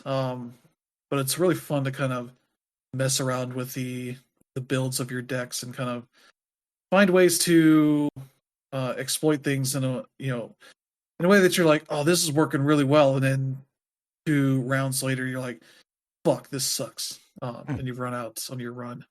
It's a really cool game on that front, and it's just a game about fucking with it as much as it's fucking with you. Yep. And so I've really enjoyed it. Definitely want to put some more time to, because there's elements of it that I haven't really even delved into. There's a bunch of extra challenges and such that are in there that I have not really delved into. I'm just trying to beat it on these different decks I've been getting, because you get a lot of wild ass decks in there, and not even just like, because they have different things. Like one of the basic ones you get is like, oh, you get an extra discard than you normally do, or an extra hand you can play, up to ones that just are, I can't even really think of examples at the moment, but they really go into some wild areas of like, oh, this is going to force me to play in a completely different way. There's one that has like less room for jokers, and that kind of stuff. So that's a game that's really hard to describe without just showing it to you. Because once you can show like how things work, you can really get a handle on it. But it's also one of those games where I sometimes don't understand how I get the high scores I do.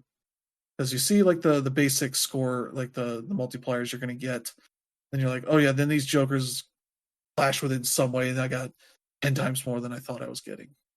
You're like, okay, whatever, that works for me, but I kind of wish it would show you the math, but I believe that's the thing that the dev has said.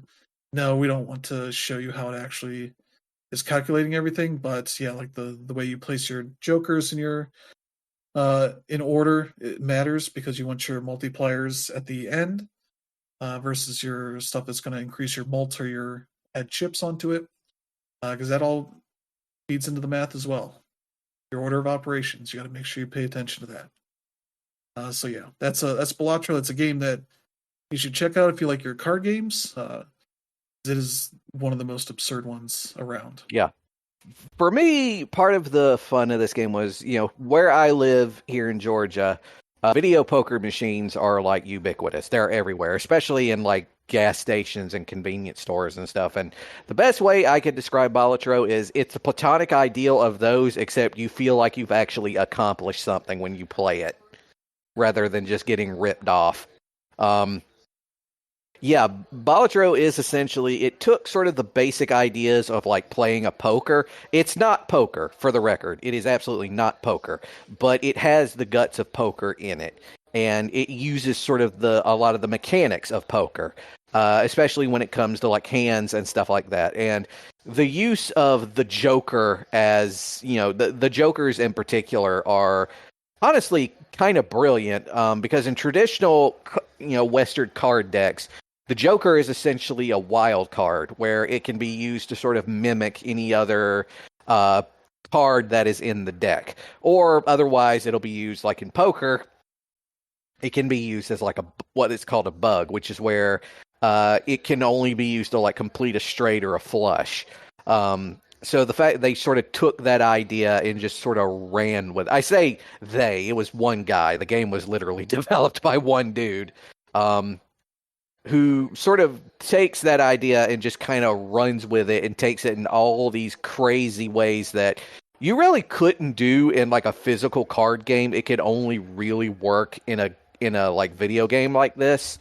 Honestly, it's just amazing. And the fact that the game is constantly coming up with ways to throw a wrench into the work so that it can basically, you're essentially having to think on your toes and completely upside down trying to find a new way to get through. Yeah, that's just, it was freaking genius. Honestly, this is one of those games that came out where I'm like, I'm kind of shocked nobody thought of doing this before. Yeah. And now there are people making their own versions of it for other kinds of card games and whatnot. Yeah. The one for Blackjack is pretty cool. Yeah, and there are people who are trying to like actually turn it into a physical card game, even though that's in hindsight probably kind of a fool's errand, but they're sure trying.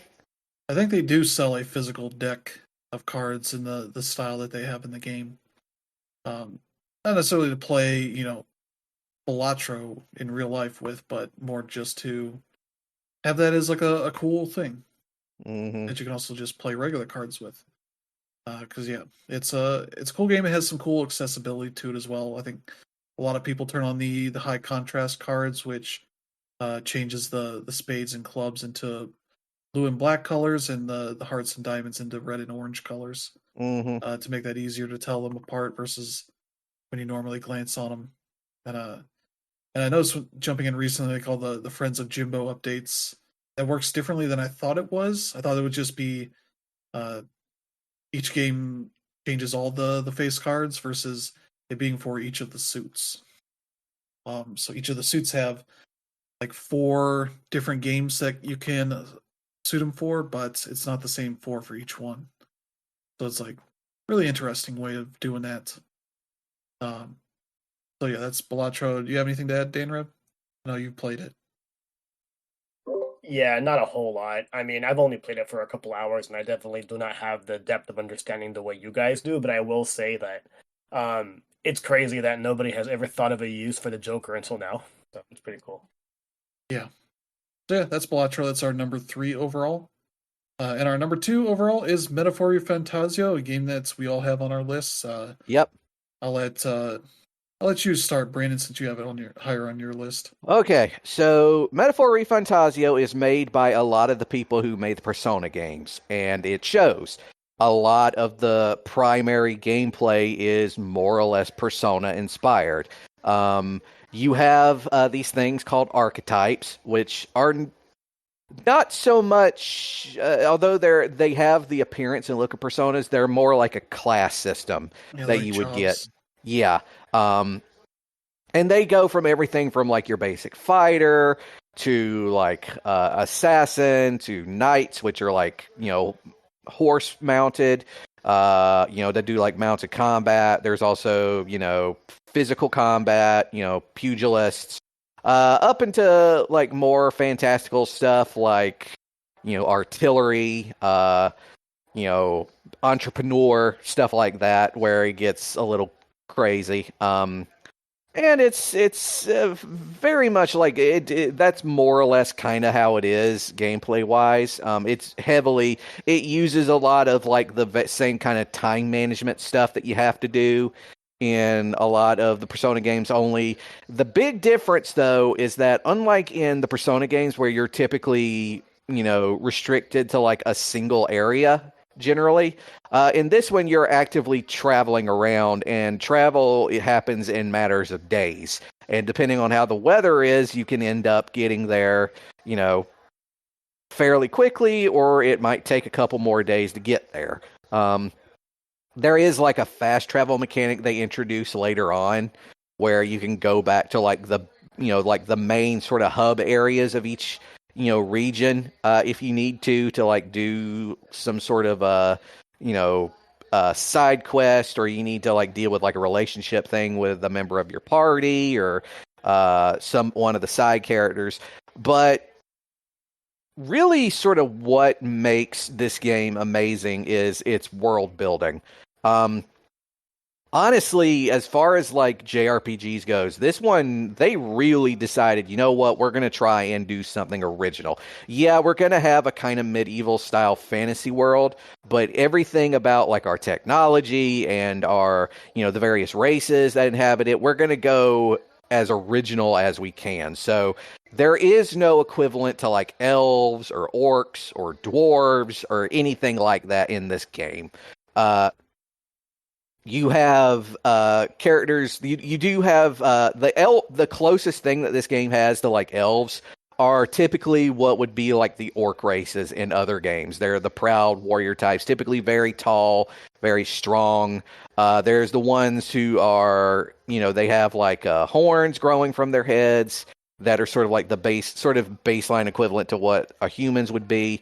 There's the big sort of eyed, sort of doll-like characters who tend to have like glamour magic. There's the people who are basically anthropomorphic bats. And then there's the race that your character plays, which are sort of like equivalent to like the Romani, and that they're a very secretive, sort of very small population that is constantly sort of persecuted wherever they go. And that's the other thing about this game that is especially a big deal is we talked about how The Legend of Heroes Trails Through Pavek was very explicitly political. Metaphor Refantasio is explicitly political and completely unapologetic about it. The whole point of the game is that there is essentially an election happening to replace who's going to be king, and your whole thing is you're going around trying to get your popularity up, trying to win people over to your side, and eventually win the election, because the two people you're going up against is either the current leader of the church that is trying to sort of impose its will on the kingdom, even though the last king had a very kind of ambivalent relationship to him. Or there's the other guy who is basically a more or less like a far-right populist who's trying to essentially just sort of burn the system to the ground so that he can impose himself as dictator. And yeah, it's just the game is shockingly political. At times, it is shockingly moving and human at times, too. Yeah, especially when they've fallen flat on that in the last handful of Persona games they've done. Yeah. Anytime a queer person shows up, like, oh no. And then usually they fuck it up in some notable way. This time they don't fuck up on this shit. They do not. They actually play it straight and pretty much nail the landing. There is like one sort of late game sort of reveal that I think is kind of undermines the whole thing, but it's not big enough that I think it hurts the experience overall. There was one other story thing with one of the side characters where her story kind of goes in a direction that didn't really kind of make sense with the way her story arc was appearing to go at that point. But again, it didn't really bother me all that much. Overall, I was just incredibly impressed by the game from start to finish. How about you, Danner? What did you think about it? Yeah, I mean, it was easily one of the best games of the year for me, and probably if it's strange, the JRPG community is gonna be they're either gonna be all Final Fantasy VII or they're gonna be all Persona. I don't really know too many people publicly who who aren't already like pundits that would like take both Final Fantasy and Persona and just treat them equally. That being said, like this was probably like the most hyped product for like MySpaces through the year, and at the same time, I feel like it definitely hit on every single one of those aspects in that regard. That being said, like the reason why I didn't have it higher, what is this number three for me? The reason why I didn't have it higher was just I didn't find it to be as fun or as enjoyable as a Persona game, or in this case, Trails Through Daybreak. A lot of the stuff with the story, I definitely agree with Brandon here. Like, I would go as far as saying this is the most political game I've ever played. Um, and it's just interesting seeing how current and modern they were in that regard. Like, you guys touched upon the fact that whenever we talked about like instances revolving homosexuality, it's been utterly disrespectful. They definitely uh, hit the home run here with a metaphor in terms of things of that nature. And at the same time, they've also like been sensitive about racial situations, but also showing the damage throughout the entire narrative. That being said, I just didn't find a lot of like the individual stories to be all that interesting, especially when we're talking about your important followers. Everybody who was not a main character for me, and by main character I mean like the usable people.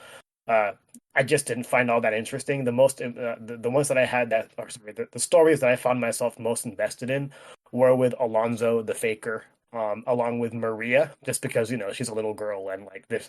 Of course, she's going to be super adorable with all of her beliefs and whatnot. So it was pretty cool seeing how those ended up.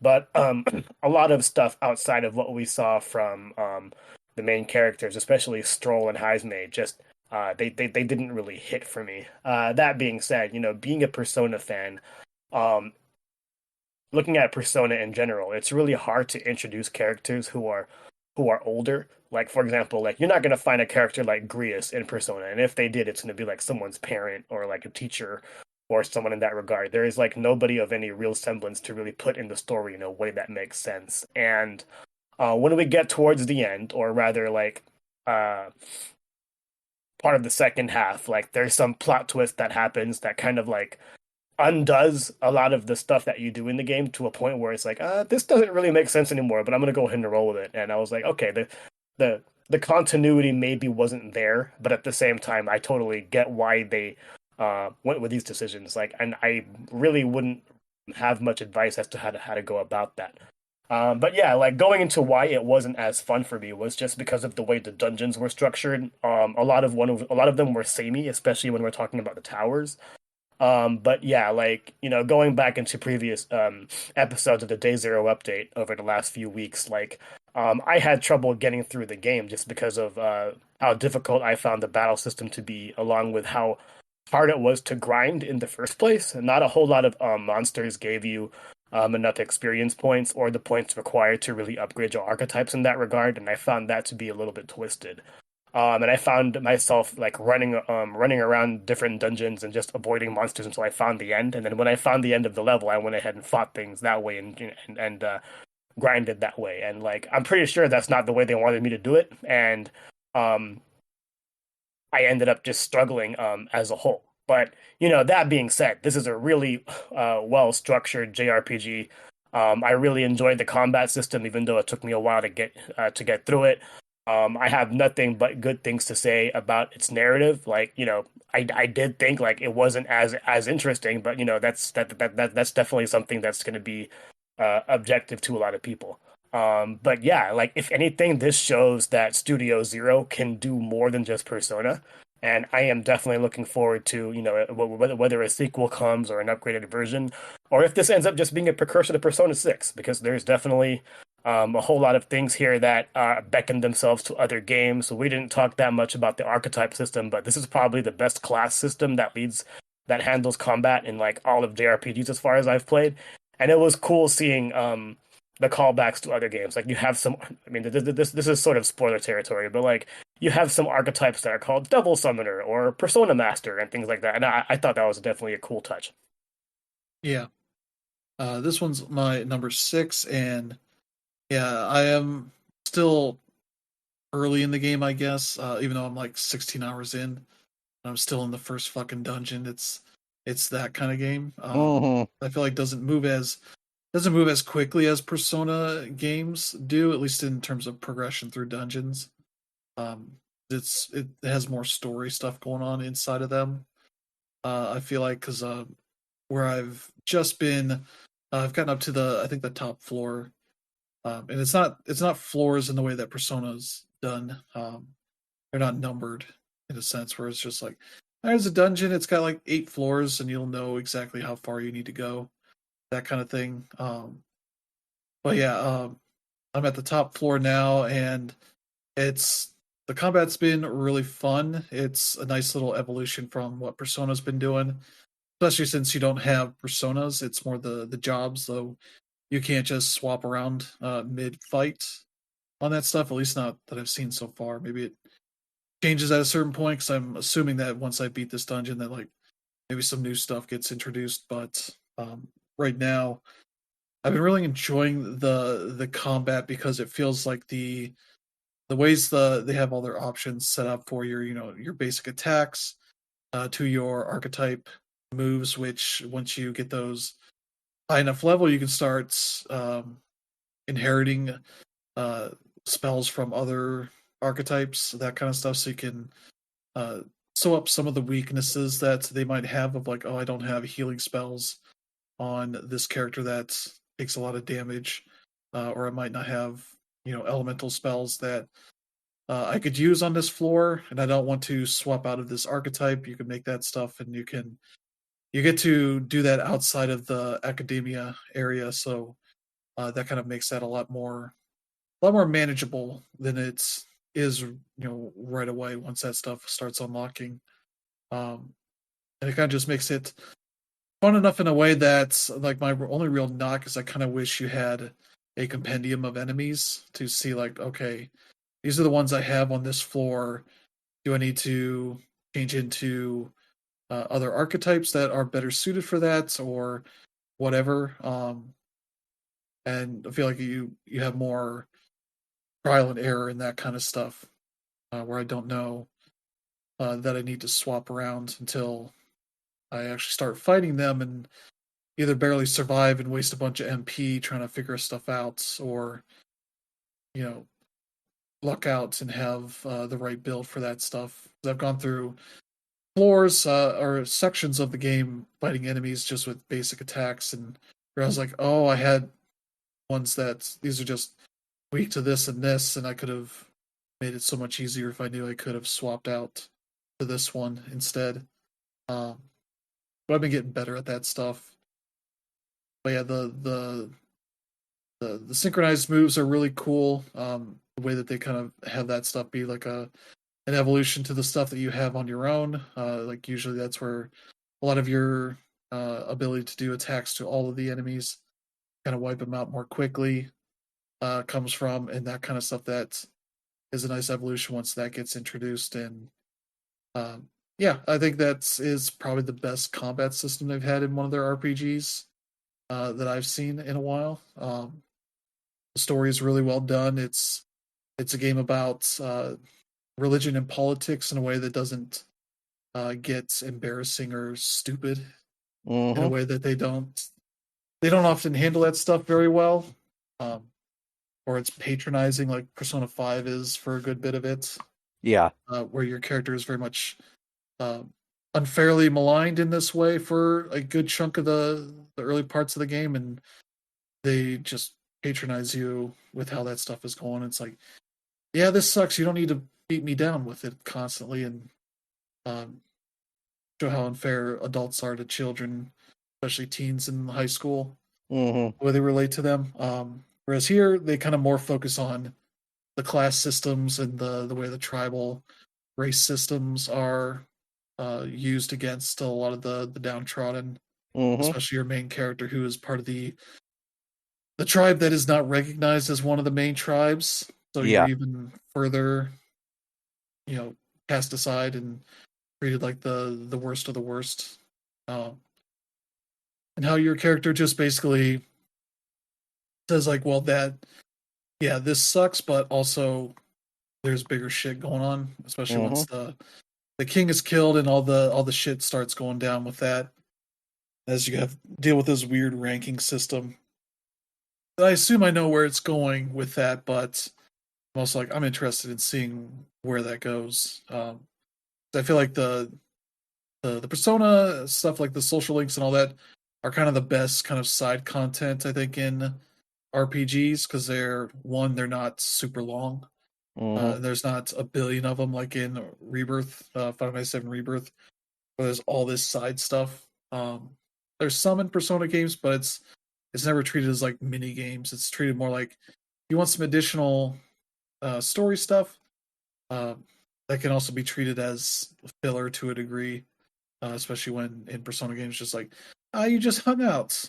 Well, here's the time passing, and not try to get any actual story stuff. This one feels a little bit better on that stuff where you're hanging out with people, but it's not treated as a throwaway thing. You're getting direct things out of it. You're seeing actually how much your stats are improving. Your like social stats are improving in a way that the Persona games have always kind of been just too vague about. You're like, I guess this is helping, but it feels like I need to do this for 100 more times or else it's never going to improve. Whereas you can see here, it's like, okay, I'm like halfway to the next thing. That's a tangible thing that improves how you feel about this game. And I feel like the other smart thing they did is with the job system, of just having it say like, here's the best equipment for what your build is. Yep. And not making you have to go back through because at a certain point, even 15 hours in, I have a lot of equipment that I can pour through, but most of it's crap, but not in a way that I feel like maybe the one knock is I don't think I can sell anything because I'm like, well, what if these jobs use this and I don't want to have thrown away something and have worse stuff whenever that gets introduced. Like you maybe sell stuff that doesn't seem like it fits, but it seems like a lot of it is useful for multiple jobs in a way that helps out. But yeah, them being able to have a smart enough system to be like, here's your best stuff, so you don't have to do it all by hand every single time, is just a really smart way of saving time for you. Because otherwise, normally I would not want to have it do that because I wouldn't trust it. But every time I've changed over, I'm like, okay, yeah, this is all the best stuff. It's not being stupid and finding some weird faults, some weird item that it thinks is better that I don't think is better. Yeah, they just do a great job with everything, making this just a better game than the previous Personas have been. I'm not saying those are bad, but like even the internet thing of you seeing like what other people have been doing, it allows you to pull loadouts for jobs from there. So if you're like, oh, this seems like a good for you, I'll pull this out and try that out. It makes that stuff pretty easy, as well as the one for what you do in your free time is like, okay, 27% did this and they hung out with this and this person, or they went to dungeons and like these 3 dungeons they went to, and you're like, okay, I can see what else I can do here. I was trying some of the side stuff. There's the one first dungeon they send you to, and they're like scaring the shit out of you because luckily you can buy information. It's like, here's the essentially like the guide version of like this dungeon. They're like, don't be a mage, any type of mage in this dungeon, because these enemies will go berserk if you do that. So you want to be one of the knights or the the warrior classes. And it's like, okay, that makes sense.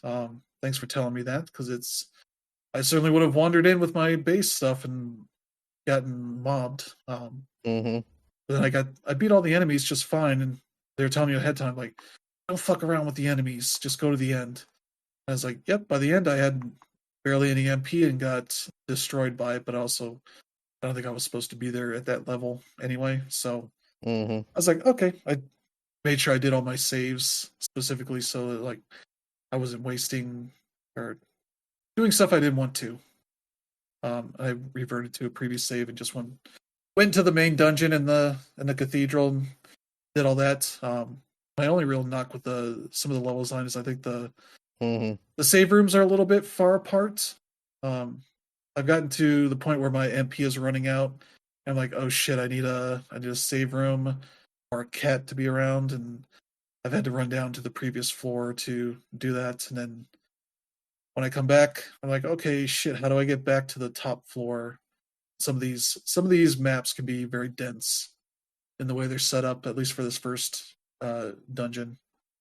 That's maybe the one knock I have versus like the traditional Persona dungeon design is kind of one randomized, but also um, usually pretty much pretty simple design. A lot of uh, a lot of dungeon designs that wrap around in the Persona games usually, Mm-hmm. whereas this one a lot more stairs and such that can make it hard to figure out where you go up and down at times and get to those places. You can kind of warp around a little bit, but I don't think it necessarily makes it super easy at times to figure out where all that is. Mm-hmm. Um, but yeah, otherwise, I think it's a fantastic game. Um, Definitely look forward to put some more time into that, but that's also one of those games that you can spend a ton of time in Mm-hmm. if you want, and pouring over a lot of extra stuff you can do. I also do want to give a quick shout out to its soundtrack. I mean, I know it didn't win at the Game Awards, but also it was going against FF7, which had a the most memorable soundtrack of all time, and it was just an update on that. Whereas this was a completely original one, and I was definitely feeling the orchestral beats there. Mm-hmm. Yeah, yeah, a lot of their music is fantastic. Uh, Much like the Persona games, they Mm-hmm. got great music there. This one has just different vibes to it, especially that like chanting monk battle theme that people love, and it's just like this is a very silly battle theme, but it's also really good Mm. for what it is. So yeah, that's that one, and then we'll get to our number one, which is the number one for all three of us. It is Astrobot, Yep. and I'll kick it off here. This is Team Asobi's third main platformer in this Yep. franchise, and all three have been very good games. Um, there's the VR one, Rescue Mission, which was just a masterclass on how to make a a 3D platformer in VR. Mm-hmm. Really fun to explore and kind of just be the camera watching your Astrobot kind of run around and how involved you were in looking for the surprises and the secrets and such. And then Playroom, very good sort of demo for what the DualSense could do, but also what Team Asobi could do with a PS5, Mm-hmm. and showed like they could make a really good platformer. And then they made a new Astrobot game, and yeah, they made it a fantastic 3D platformer. Uh, Probably the best one on the PS5, probably the best one on this generation so far. Mm. It is part of the PlayStation 30th anniversary celebration, so their whole big thing is that while you're rescuing all your bot buddies, a bunch of them are essentially cosplaying as various iconic characters from PlayStation's history, both Mm-hmm. from Sony themselves and most of the third parties. Square Enix is like the one weird holdout for some reason. Yeah. Um, I don't know if it's they wanted more money than everybody else did, or they wanted money at all. Mm-hmm. I think some of the word out there was that kind of a lot of companies are willing to allow it kind of pro bono, but I don't know if that's definitive or not. But it is very weird to have Final Fantasy VII stuff in uh, Playroom, Astro's Playroom, and not have it here, considering how big the Square Enix stuff was. Like you would assume you would get Final Fantasy 7, 8, 9 characters in there, and Dragon Quest 8 characters in there, and some other Square Enix stuff. But I don't know, maybe when they were making this game and making all those agreements that them selling all their Western stuff to Embracer was made it a bad time for them to do this. I don't know, Mm-hmm. but it seems like the first potential character that's Square Enix getting this is Gex in the new winter level that came up in the last updates. Mm-hmm. But also, people are still not 100% sure if that is a Square Enix owned character at this point, or if that went with Embracer, all the stuff they bought. I don't know, but uh, for the game itself, it works exactly as it did in Playroom, where you got a fairly basic set of moves, but the way they spice it up is with these power up suits that you get in most of the stages that give you various types of cool abilities. You get some basic ones that let you boost through walls with the dog, or fly up high with the squid Mm-hmm. or octopus, whatever it is. There's some really cool ones like the mouse that lets you kind of shrink to like a mini stage that is hidden in the amongst the normal sized level stuff you see, and the stages they have for that are just so incredibly well done and inventive in a way that I would like to see that more in whatever the other stuff they're doing. Because yeah, you get a Mm-hmm. little bit more of that in the winter stage, but that stage has like 7 or 8 of the power up suits in it, so you get a little bit of everything in there. That and like the time one where Astro essentially puts on a PSVR helmet um, and can slow down time to do what he needs to do, and that's also really cool stages there. And I don't know, there's really any bad stages in this game. No, there really isn't. I really enjoyed it. Even the water ones that are typically the worst stages in any platformer. They're all really fun here. Yeah, and part of it is because you don't have to worry about oxygen because you're just playing a robot. He doesn't need to breathe. And he doesn't control poorly as a result. You just you have you jump to go up, and you I forget if you have a down button or not, but um yeah, it's really well done. They're not big areas usually to go through, but a lot of the fun is also looking around at all the nooks and crannies of these stages for the other bots or the collectibles that you find. Mm-hmm. They do a good job of hiding them, but also making it easy on a replay where you can just pay for the little radar bots that flies around with you, and will just point out when you get close to one of the things you missed, and Yeah. that makes it pretty accessible. The only real knock I have against it is there's a lack of accessibility options here. Yeah, Even kinda. just audio options for managing how that stuff, because I feel like some points I would like to maybe turn down the sound effects and chirps and such, and just be like, let me just hear the music, because that can get drowned out a bit by some of the other stuff that's going on. Um, but yeah, that's like pretty much it. I feel like I've seen plenty of people that are like, let me remap stuff, and it's like, yeah, that seems like a thing that you should be able to do, considering it's not exactly a complicated control scheme here. Mm. And yeah, they've done a good job with the post launch support with these speedrun stages that are very fun to try to find all the shortcuts and such. But then you look up at the top scores, and you're like, geez, these people are nuts. Yeah. Just finding every little way of squeezing out some extra time Mm-hmm. that you don't need in there. As well as that the winter stage, that is a really cool stage that does a good job of celebrating the winter holidays, as well as being like a means for having all of the different suits in there. Almost Mm-hmm. all of them. There's like 1 or 2 that aren't in there.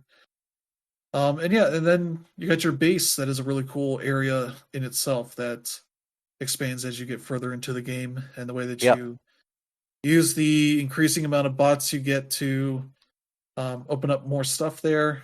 Mm-hmm. And yeah, it's a game that is kind of pure joy in a world in a year that's been marred by a lot of bad news about layoffs and developers shutting down and games shutting down and all that kind of stuff that's been going on. It's been a really nice bright spot of a game that has no real negativity to it in any way. That you kind of No. just jump in and know you're going to have a good time. Mm-mm. So yeah, that is my take there. How about you, Brandon? Well, basically to describe it, I kind of have to go into some real life stuff. For those who have not been following me, my grandmother passed away this year. She passed back in October. And up to that point, we had been having to deal with just a bunch of stuff. She had taken a really nasty fall that had left her with a rather nasty gash on her head. And even worse, she did not even realize that was the injury she had. My mom had to actually take a picture of it with her phone and then show it to her. And then there was a few days where the doctors were kind of jerking us around and saying, can she go home? No, she needs to stay here. We need to make sure the brain bleed's gone. And, she has an infection. Shall we put her on antibiotics? And then another doctor comes and says, no, she doesn't have an infection. She doesn't need antibiotics. Till finally we got her home. And at some point we think she might have had a stroke. Because a part of her face was kind of limp and everything, and her speech was kind of slurred. And then I went and visited her, and it looked like she was getting her strength back and everything. And we were talking about, plans for Christmas. And then, that was actually the day that I went and bought Astrobot, because during all this time I had been hearing about, the sort of word that had been going around about this game, because people had been talking about, this game is just so much fun, and it's just pure unbridled joy that is also a huge tribute to the history of the PlayStation. And, it's a sequel to Astro's Playroom. And I thought, wait, I think I remember that name, because I know that's something that comes with every PS5 that you get. And I had never touched it. I never really cared. I thought it was just like a tech demo or something, which it technically is, but it's also like a fully done like platformer game. It's not a particularly long one or even a particularly hard one, but it's just eaten up with charm. And the way that it sort of has like showing all these different characters, dressed up as various cosplaying as various classic PlayStation characters, and they're all kind of in like these little diorama environments with like a cameraman. And like part of the fun is like of that game is going around and finding all of the various references, and some of them are like legit like deep cuts. One of the one of the deep cuts that I experienced was finding a robot that was a reference to Vib Ribbon. Like, Vib Ribbon is like this really niche, like cult rhythm game that had been made by the developers of Parappa the Rappa. That had always been, it was more of a niche thing, and like this is a game that's actually referencing it. And the references don't stop there, because as the game goes on, you collect various pieces of hardware, and they all end up sort of in this virtual museum that you can go through.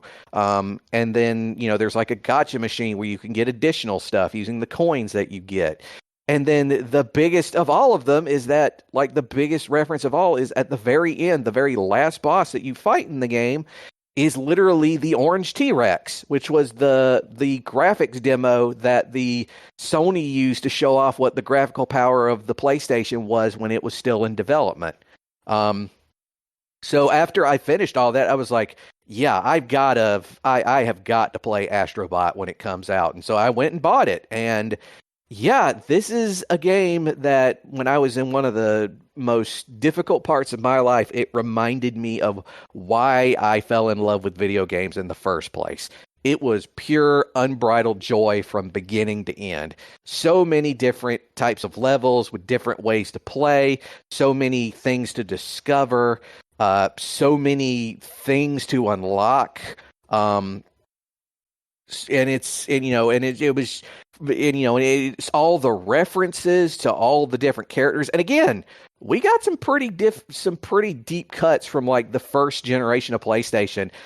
I don't think even a lot of my generation remember, like iCube, for example. That game was, that game, or the Purple Flying Head, which was like the original mascot for the PlayStation in America. He even shows up. Obviously, Vib Ribbon, yeah, he shows up again. And you got, the old ones, and you also got the classics. You've got more modern ones, like, you'll run into, obviously like classics like Jack and Daxter is there. You'll also run into like Helldivers. You'll run into, um, just, what's his name from Ghost of Tsushima is in there. You'll run into not just Ryu and Ken from Street Fighter, but specifically Ryu and Ken from Street Fighter Alpha, because that was the first Street Fighter game that showed up on a PlayStation console. You'll run into Kazuya from Tekken. Just the endless number, and then you'll run into like a Fall Guy or stuff like that. Just it was just fun. It was just good, clean fun from beginning to end, and I never got tired of it. I never felt bored. I never felt, overwhelmed or felt like I was having my time wasted. It was just a great game from beginning to end. And honestly, I was kind of depressed when it was over with. But yeah, and the game ended up winning Game of the Year at the Game Awards, and it 100% deserved it. Honestly, I kind of laughed at all the salty people who were like, "Why did a kids game end up winning Game of the Year?" Because it was fun. Wukong was kind of mid. Like, I'm just gonna say it. Black Myth Wukong, it was kind of mid. Shadow of the Erd Tree, I mean, yeah, it was good. It's also really good, but it's just an extension to Elden Ring. And that game's a couple years old now. So yeah, it deserved it. It 100% deserved it, and it was absolutely my game of the year. Period. How about you, Dan? Yeah, I mean, you guys both hit the nail on the head for a lot of like the main things that I wanted to say. Brandon went into great detail about what kind of a love letter this is to PlayStation fans in general. He even like spit out some facts that I didn't even realize. Like I didn't know that Dinosaur was like part of a tech demo from like the original PlayStation. So yeah, you can see it on YouTube. It's there. Yeah, like again, like thank you for that. These are things I didn't even realize because I didn't become a PlayStation fan until the PS3. And that being said, like we're in the same network as a lot of people who were part of the original GameSpot days. Like it was through GameSpot where I met Chris, where I met guys like Pat, where I met guys like Phil. And like, yeah, they were like some of the OG PlayStation fans too, and a lot of them have left PlayStation because they've become a little bit too westernized.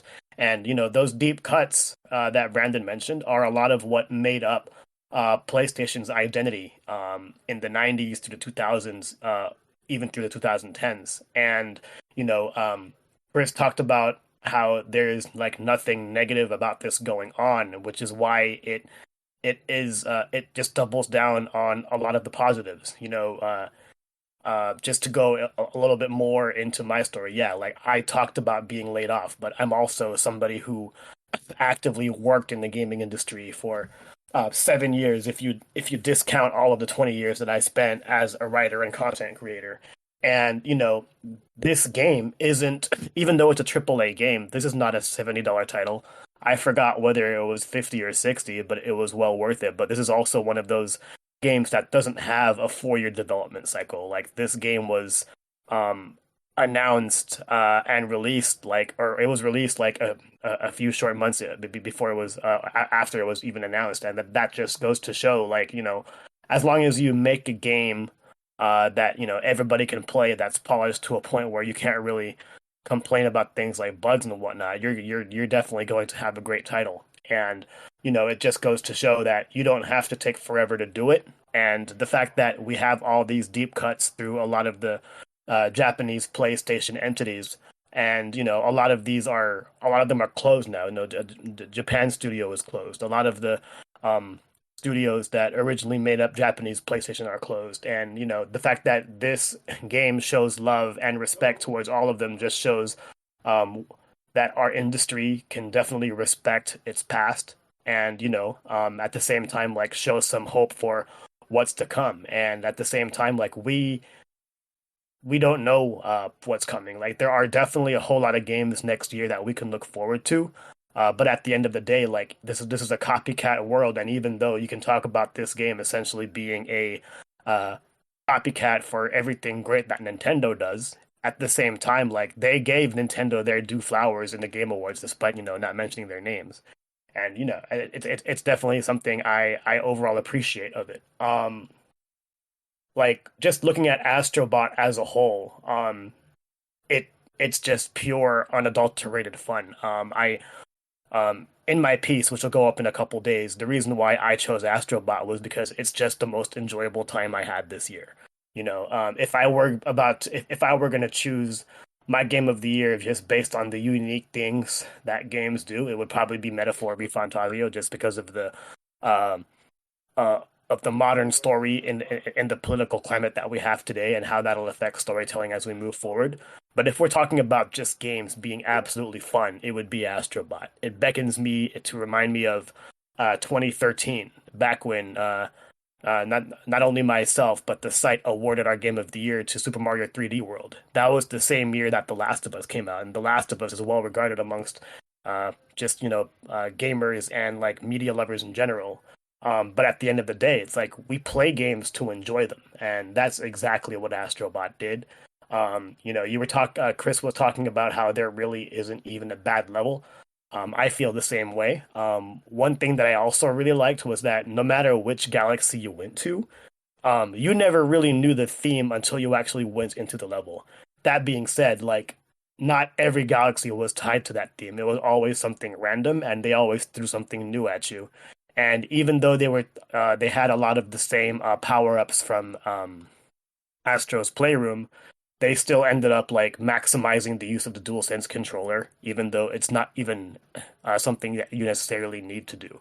And that was also, in respect to something Nintendo does as well. Like they're the best at making the games for their own hardware, and this just goes to show like what you can do and what you can do when you polish your games as well. So yeah, it's really interesting that we've been doing this podcast or the Game of the Year episode for years, but I think this is the first time where all three of us just picked the same Game of the Year for the same reasons, and yeah, it's just fun. Yeah. So yeah, that is I think going to do it unless you guys have anything else to add. No, not really. There are definitely games I'm looking forward to next year. I'm looking forward to Avowed. I'm looking forward to Ghost of Yotei. I'm looking forward to we mentioned Trails into Daybreak 2. Yeah, I'm definitely looking forward to that one. The Exodus, which is the game I've been sort of wanting and talk about. We finally got a gameplay trailer for it recently. It just made me excited. I'm not sure if the game's actually coming out next year, but if it does, I'll certainly be happy. And there's also a possible chance that GTA 6 might come out next year. Whether or not that's actually going to happen is that's still up in the air because it's Rockstar and they have a tendency to just say, yeah, no, we're just going to put this on the back burner for another year. If it actually comes out this year, I'll buy you your copy. Yeah. You can go ahead and clip that. I'm going to hold you to it. Absolutely. But yeah, so yeah, I got a bunch of games I'm looking forward to next year, and probably a bunch of games I haven't heard about yet that I'll be looking forward to, because that tends to happen. Yeah. So yeah, that's gonna do it for the Game of the Year for 2024. A lot of good games, a lot of games I wish I had more time for, but I think really the thing we couldn't really say is that there weren't enough games out this past year. Mm. Ton of good releases, especially from the indie scene.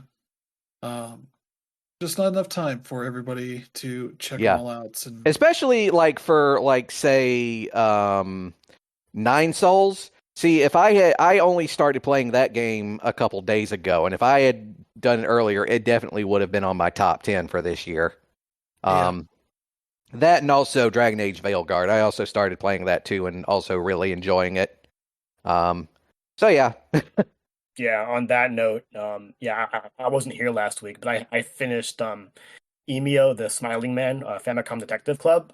That's Yeah. probably the best story I've went through this year. It definitely would have made my list if I finished it on time. And then I've also been playing a little bit of 1000X Resist or 1000 Cross Resist. I don't know how it's actually said, but that indie title is also a whole lot of fun.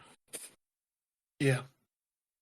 So yeah, definitely worth kind of taking a look back, especially as these holiday sales are going on. Looking at a bunch of the smaller games and see like what cool stuff you missed out and try them out.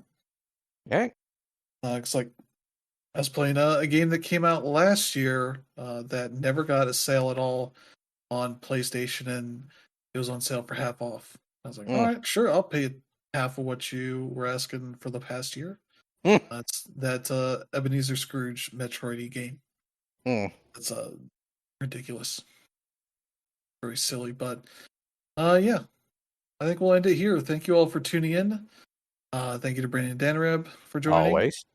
We'll be back next week with an actual full episode. Yep. We'll talk about games we've been playing and news, whatever news there is, and probably talking about some stuff to look forward to. Yep. So I think we'll do a bit of a preview of what's coming out in the first part of the year. Yep. But yeah, thank you all. If you enjoy the show, let friends and family know. Check out the podcast and select strangers that are also excited for things to come. Yeah. And also thought that Black Myth Wukong was kind of mid. Yeah. For all the hype that I had for this game, it just did not really deliver all that much. Yeah. So yeah. Thank you all for tuning in. I hope you have a good week and a year ahead. We will see you all next time. Have a good one. Bye. Yeah.